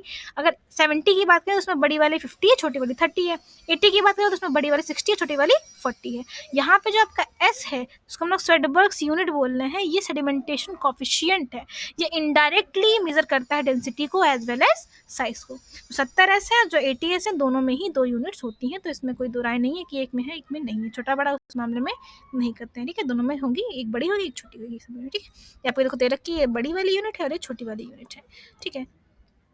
अब आते हैं साइटोस्केलेटन पे। An elaborate network of filamentous proteinaceous structures, क्या भयंकर इंग्लिश दे रखी है। फिलामेंटस प्रोटीनेश, ये भी आप जानते हैं, स्ट्रक्चर तो आपको पता ही है, ठीक है। ये बढ़िया तरीका है बताने का, ये आप जानते हैं। खैर you can relate as well as आप इसको मार्क कर सकते हैं, ठीक है। कंसिस्टिंग ऑफ माइक्रोट्यूब्यूल्स होता है बच्चे, माइक्रोफिलामेंट्स होंगे और इंटरमीडिएट फिलामेंट्स होंगे प्रेजेंट इन द साइटोप्लाज्म। इसको कलेक्टिवली हम लोग साइटोस्केलेटन बोलते हैं। तो साइटोस्केलेटन होता है बच्चे सेल में, it is involve in many function, जैसे कि मैकेनिकल सपोर्ट हो गया, मोडेलिटी हो गया, maintenance of the shape of the cell हो गया। अब हमारे सेल ने इसका वो बताया था MS करके, ठीक है। तो S फॉर आपका सपोर्ट हो जाएगा, M फॉर मोटिलिटी हो जाएगा, M for maintenance of the shape of the cell हो जाएगा, ठीक। अब देखो, अब आते हैं सीलिया एंड फ्लैजेला पे। सिंगुलर जिसका फॉर्म है सीलियम, फ्लैजेला को सिंगुलर फॉर्म में फ्लैजेलम बोलते हैं। ये हेयर लाइक आउटग्रोथ्स हैं और किसकी हैं? सेल मेम्ब्रेन की हैं। देखो वहाँ पर जो मीजोजोम था वो भी सेल मेम्ब्रेन का ही था, यहाँ पर भी ये जो आउटग्रोथ है किसकी है? सेल मेम्ब्रेन की ही है। जो सीलिया है वो छोटे स्ट्रक्चर्स होंगे, जो चप्पू नहीं होता है, वर्क लाइक ओर्स, ठीक है, and the movement of either the cell or the surrounding fluid. Flagella are comparatively, अब अगर हम कंपेयर करेंगे तो सीलिया छोटी होती है, फ्लैजेला बड़े होते हैं, लॉन्गर होते हैं, और वो सेल मूवमेंट के लिए रिस्पॉन्सिबल होते हैं। जो प्रोकैरियोटिक बैक्टीरिया होती है उनमें फ्लैजेला होता है, but these are structurally different from the eukaryotic flagella. आपने पढ़ भी रखा था ना अभी फ्लैजेला के बारे में, हमने पीछे पढ़ा था, उसमें क्या था? फिलामेंट था, हुक था, बेसल बॉडी था। वहाँ से और यूकैरियोटिक फ्लैजेला जो है उसमें डिफरेंस होता है, ठीक है। अब देखो, the electron microscopic study of cilium और फ्लैजेलम शो कि ये जो कवर होती है प्लाज्मा मेम्ब्रेन से, इनका जो कोर होता है इसको हम लोग एक्सोनीम बोलते हैं। इनमें नंबर ऑफ माइक्रोट्यूब्यूल्स पाए जाते हैं running parallel to the long axis. ये आपका स्टेटमेंट आपको ध्यान रखना है। जो एक्सोनीम होता है बच्चे, यहाँ पे 9 डबलेट्स पाए जाएंगे और freely arranged peripheral microtubules and a pair of centrally located microtubule. देखो ये आपका दे रखा है, तो ये जो 9 है इनके डबलेट मतलब पाए जा रहे हैं, ठीक है। अब इससे और पढ़ेंगे। Such an arrangement of axonemal microtubules refers to 9+2। देखो 9+2 इसलिए कि जो ये है ये 9 नंबर में है, और ये ऐसे अलग अलग प्रेजेंट है तो इनको हम लोग 2 करते हैं, तो इसको ऐसे प्रेजेंट करते हैं 9+2 करके, ठीक है। अब देखो, the central tubules are connected. Central tubules होती हैं वो ब्रिज से कनेक्टेड है, और उसको हम लोग वो उसको बोलते क्या है, एक सेकेंड, जैसे ये वाली चीज़ की बात की गई है, ये ब्रिज से कनेक्टेड है, और ये देखो ये सेंट्रल शीथ से कवर्ड है, वही चीज़ आपकी लैंग्वेज में दे रखी है। अब ये जो सेंट्रल शीथ है ये कनेक्टेड होती है हर ट्यूब्यूल से, जो पेरिफेरल पे आपके ट्यूब्यूल पाए जा रहे हैं ना, डबलेट पाए जा रहे हैं, बाय रेडियल स्पोक, और इसको हम लोग क्या बोलना है? ये देखो ये चीज़ है कहाँ आपके इसमें, हाँ ये देखो ये आपके रेडियल स्पोक्स हैं, देखो ये रेडियल स्पोक्स हैं, ये कनेक्टेड है, ठीक है। अब देखो, दस देयर आर 9 रेडियल स्पोक्स, तो इसको हम लोग उसमें बोल रहे हैं the peripheral doublets are also इंट। अब देखो जैसे ये है, ये जो सेंटर वाले हैं वो एक दूसरे से प्रेजेंट हैं बाय ब्रिज, कवर्ड है किससे? सेंट्रल शीथ से। जो यहाँ पे डबलेट प्रेजेंट है जो 9 नंबर में है, ये सेंट्रल शीथ से कैसे कनेक्टेड है? Bye radial spokes. अब ये जो डबलेट्स है ये आपस में भी कनेक्टेड है, इंटरकनेक्टेड है बाय लिंकर्स, ठीक है। इसको इस चीज़ को हम लोग लिंकर बोल रहे हैं, ये आपको तीनों की चीज़ें याद रखनी है। Both the cilium and flagellum emerge from centriole like structures को हम लोग बेसल बॉडी बोलते हैं। अब ये दोनों सीलियम और फ्लैजेलम निकलते कहाँ से हैं? सेंट्रियोल लाइक स्ट्रक्चर से निकलते हैं, सो क्या बोलते हैं हम लोग? बेसल बॉडी बोलते हैं, ठीक है। सेंट्रोजोम और सेंट्रियोल्स का पढ़ते हैं। देखो जो सेंट्रोजोम है वो ऑर्गेनेल है, यूजुअली कंटेनिंग 2 सिलेंड्रिकल स्ट्रक्चर्स जो कि परपेंडिकुलर होते हैं एक दूसरे से, एक सेकेंड, ऐसे फॉर्म में पाए जाते हैं, ऐसे, ठीक है। इनको हम लोग सेंट्रियोल्स बोलते हैं। अब इनके आसपास जो होता है वो हमारे पास पेरीसेंट्रल मटेरियल्स होता है। Both the centrioles in the centrosome lie perpendicular to each other in which each has organisation like cartwheel. आपको ये चीज़ भी ध्यान रखनी है। ऊपर हम लोगों ने सीलियम और फ्लैजेलम पढ़ रखा है, नीचे क्या है? कार्ट व्हील की तरह है, ठीक है। There are made up of 9 evenly spaced peripheral. अब यहाँ पे क्या होता है? यहाँ पे ट्रिपलेट होता है, जो ऊपर डबलेट फॉर्म में प्रेजेंट था ना, तो यहाँ पे ट्रिपलेट में है। और इनमें क्या है? इनमें स्पेसिफिकली बताया गया है कि जो साइड वाली पेरिफेरल फिब्रिल्स हैं ये ट्यूबुलिन प्रोटीन की बनी हुई है, तो आपको प्रोटीन याद रखनी है, ठीक है। जो एडजेसेंट ट्रिपलेट्स हैं ये भी लिंक्ड होती हैं। जो सेंट्रल पार्ट होता है यहाँ पे, उसको सेंट्रियोल के पार्ट को हम लोग क्या बोलते हैं? हब बोलते हैं। ऊपर हम लोग एक्सोनीम बोल रहे थे, ठीक है। फिर is connected with the tubules of peripheral tubulets, जिसको हम रेडियल स्पोक्स बोल रहे हैं, वहाँ भी बोल रहे हैं, तो ये प्रोटीन से बनी हुई है। अब जो सेंट्रियोल्स हैं ये बेसल बॉडी बनाती हैं सीलिया और फ्लैजेला की। बेसल बॉडी से आपकी सीलिया फ्लैजेला बन रही थी, और सेंट्रियोल्स जो है ये बना रही हैं आपकी बेसल बॉडी को, ठीक। देखो ऐसे इसको याद रखना, सेंट्रियोल्स बना रही हैं बेसल बॉडी को, और बेसल बॉडी से तुम्हारा क्या निकल रहा है? सीलिया और फ्लैजेला। तुम्हारी सेंट्रियोल है, इसका अरेंजमेंट तुम्हारा होता है 9+0, और जो तुम्हारी सीलियम और फ्लैजेला है उसका अरेंजमेंट आपका होता है 9+2, ठीक है। और ये आपका सेल डिवीजन में हेल्प करता है, आप पढ़ चुके हैं। अब आते हैं न्यूक्लियस हमारे उस पर लास्ट सेकंड टॉपिक पे। बाकी जो सबसे लास्ट में माइक्रो बॉडीज वो बहुत कम दे रखा है आपकी बुक में। तो कुछ जो न्यूक्लियस होते हैं बच्चे वो सेल ऑर्गेनेल होते हैं। एज अ सेल ऑर्गेनेल ये इसको पहले किसने डिस्कवर किया था? रॉबर्ट ब्राउन ने किया था, पहले ही पढ़ चुके हैं, और 1831 में किया था, ठीक है। Later the material of the nucleus stained by basic dyes. Basic dyes है, एसिडिक डाइज नहीं है। Given the name chromatin by Flemming, नाम क्रोमेटिन किसने दिया था? फ्लेमिंग ने दिया था। जो इंटरफेज न्यूक्लियस होता है वो न्यूक्लियस जब भी डिवाइड नहीं कर रहा होता है has highly extended and elaborate nuclear protein, जिसको हम लोग क्रोमेटिन बोलते हैं। न्यूक्लियर मैट्रिक्स वन और मोर स्फेरिकल बॉडीज, जिसको हम लोग न्यूक्लियाई बोलते हैं, सिंगुलर फॉर्म में वो न्यूक्लियस होगा, ठीक है। इलेक्ट्रॉन माइक्रोस्कोपी ये रिवील करती है कि जो न्यूक्लियर एनवेलप होता है consist of parallel membranes which space, अब देखो यहाँ पे ये तुम्हारी नैनोमीटर है, एक ये और एक तुम्हारे राइबोसोम्स की जब साइज बताई गई है ना तब नैनोमीटर का यूज है, वरना हर जगह ये वाली यूनिट का यूज किया गया है, ठीक है। forms a barrier between the materials present inside the nucleus or of the cytoplasm. The outer membrane usually remains continuous with the end. अब ये आपकी लाइन उसमें भी दे रखी थी जो हम लोग एंडोप्लाज्मिक रेटिकुलम पढ़ रहे थे, और यहाँ भी दे रखी है कि जो न्यूक्लियस की आउटर मोस्ट वाली मेम्ब्रेन होती है ना वो RER के साथ कंटिन्यूस फॉर्म में होती है। अब देखो यहाँ पे इनडायरेक्टली चीज बोलती है कि राइबोसोम्स अगर हैं तो वो RER ही तो हुआ। At a number of places the nuclear membrane is interrupted by minute pores which are formed by fusion of two membrane. जैसे मान लो ये आपकी दो चल रही है, अब ये फ्यूज करी तो यहाँ पे पोर बन गया, ठीक है, फिर ये चली, फिर ये फ्यूज करी, फिर ये पोर बन गया, ऐसे करके, ठीक है। These nuclear pores are the passes through which movements of RNA और protein molecules take place in both the direction। आपको ये चीज़ भी याद रखनी पड़ेगी कि दोनों डायरेक्शन में होता है न्यूक्लियस और साइटोप्लाज्म के बीच में। Normally there is only one nucleus per cell, लेकिन वेरिएशन जो होते हैं वो भी फ्रिक्वेंटली ऑब्जर्व किए हैं हमने। Some mature cells even like nucleus, जैसे कि एरिथ्रोसाइट्स हो गए बच्चे of many mammals, and sieve tube cells of vascular plants. आपको याद रखना ये बहुत इंपॉर्टेंट है, ये बहुत बार MCQs में पूछा जाता है, ठीक है। ये चीज़ एक सेकेंड हो जाओ भाई।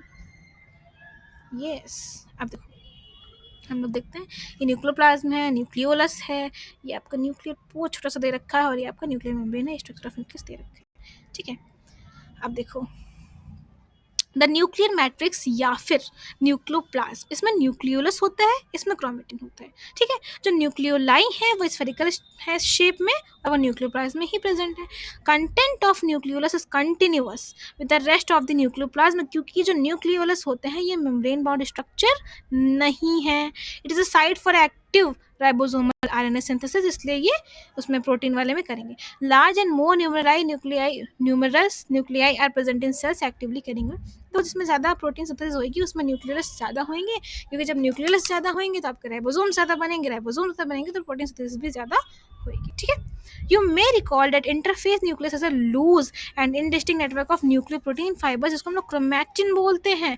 But during different stages of cell division, cells show structured chromosome in place of the nucleus। आपको ये चीज़ याद होएगी कि जब इंटरफेस का न्यूक्लियस होता है, मतलब जब वो डिवाइड नहीं कर रहा होता है, तो हम लोग लूज या फिर इनडिस्टिंक्ट नेटवर्क देखते हैं न्यूक्लियर प्रोटीन का, जिसको हम लोग क्रोमैटिन बोलते हैं। लेकिन डिफरेंट स्टेजेस जब सेल डिवाइड कर रही होती है तो हमें स्ट्रक्चर्ड क्रोमोसोम्स दिखता है in place of the nucleus, ठीक है।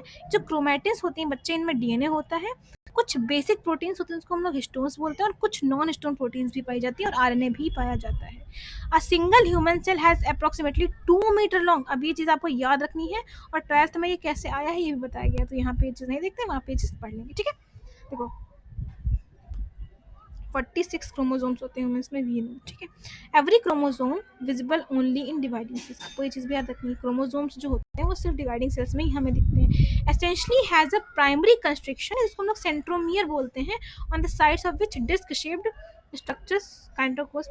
जब देखो भी उसमें सेल डिवीजन वगैरह में पढ़ोगे ना तो चीज़ें काइंटोकोर से ही वो होती हैं, बंधी हुई होती हैं, मतलब वो होती हैं, स्टक होती हैं, क्योंकि जो आपका सेंट्रोमियर होता है उसके ऊपर ये प्रेजेंट होता है काइंटोकोर, और ये डिस्क शेप का होता है। सेंट्रोमियर क्या होता है, देखो जैसे ये मान लो क्रोमोसोम है, तो सेंट्रोमियर तो क्रोमोसोम को होल्ड करेगी, लेकिन जो इसके ऊपर काइंटोकोर्स प्रेजेंट होंगे ये इधर उधर जो है वो बाइंड करेगा, ठीक है। एवरी क्रोमोसोम इसमें पाए ये centromere holds 2 chromatids of a chromosome, तो यहाँ पे 2 क्रोमैटिड्स जो है इनको होल्ड कर रही है। Based on the position of the centromere, जो क्रोमोसोम्स हैं वो 4 तरीके के होते हैं। इससे पहले कि आप पढ़ें मैं आपको एक वो बता देती हूँ जो मेरी टीचर ने बताई थी। एक सेकेंड देखो जी, एक शब्द होता है मस्त, एक होता है बिजली, है ना। आपकी बुक में 4 टाइप की वो दे रखे हैं based on the position of chromosomes centromere, ठीक है। एक होता है मेटासेंट्रिक, ठीक है, एक होता है एक्रोसेंट्रिक, एक होता है ये आपका सब मेटासेंट्रिक, और एक होता है टीलोसेंट्रिक, ठीक है। तो अभी आप आगे धीरे धीरे करेंगे इसको। इसको रिलेट। देखो जो मेटासेंट्रिक होता है बच्चे, उसमें मिडिल में सेंट्रोमियर प्रेजेंट होएगा तो इक्वल आर्म्स बन जाती है। देखो ये मेटा है, अब ये मिडिल में है तो देखो वी शेप्ड बन गया ना, तो बीच में प्रेजेंट है तो ये वहाँ से हो जाएगा। सब मेटासेंट्रिक में क्या होता है, आपका सेंट्रोमियर स्लाइटली अवे होता है। जैसे यहाँ पे सेंट्रोमियर आपके पहुंच गया होगा तो वो एल शेप्ड की हो जाती है from the middle of the centromere. यहाँ पे क्या होता है, एक बड़ी और एक छोटी बन जाती है। अगर एक्रोसेंट्रिक की बात करें तो सेंट्रोमियर होता है वो एंड के पास में होता है, एक बहुत छोटी हो जाती है और एक बहुत बड़ी हो जाती है, ठीक है। तो ये तुम्हारा ऐसे जे जे ऐसे होता है ना, एक बहुत छोटी हो जाएगी और एक बहुत बड़ी हो जाएगी। अगर टीलोसेंट्रिक की बात करें यहाँ पे तो ये छोटा वाला आई बनाओ, ठीक है। ये देखो तो यहाँ पे बहुत ही वो हो जाएगा और टर्मिनल सेंट्रोमियर हो जाएगा आपका, ठीक है। ये आपकी बुक में दे रखा है, देखो ये सेंट्रोमियर दिखाए हैं, ये शॉर्ट आर्म्स दिखाई हैं, ये लॉन्ग आर्म्स दिखाई हैं, ये आपकी सैटेलाइट और ये आपकी सेकेंडरी कंस्ट्रक्शन शो की गई है, ठीक है। अब आते हैं, देखो sometimes a few chromosomes have non-staining secondary constructions as constant location, और इसको इसलिए हमें स्मॉल फ्रेगमेंट की तरह दिखता है और इसको हम लोग सैटेलाइट बोलते हैं। अब आते हैं माइक्रोबॉडीज पे। बहुत मेम्ब्रेन बाउंड माइन्यूट वेसिकल्स जो होते हैं वो दोनों प्लांट और एनिमल्स में प्रेजेंट होते हैं, उसको हम लोग क्या बोलते हैं, माइक्रोबॉडीज बोलते हैं। इसमें वेरियस एंजाइम्स पाए जाते हैं, ठीक है। समरी में लेट मी सी, कुछ अगर अलग दिया हो तो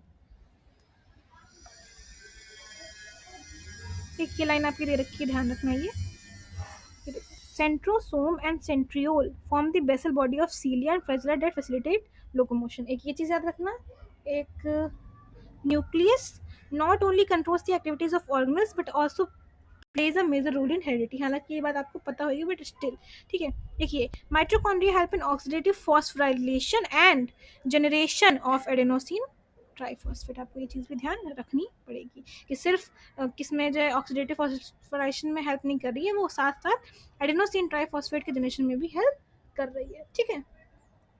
और ये कंटेन ये आप कलर प्लास्ट, क्रोमोप्लास्ट और एक कैरोटीन और जेंटोफिल तो पीछे भी दे रखा था, तो कुछ नया नहीं, ठीक है। I hope you have revised the chapter well बच्चा party. Thank you so much for watching my video, bye bye.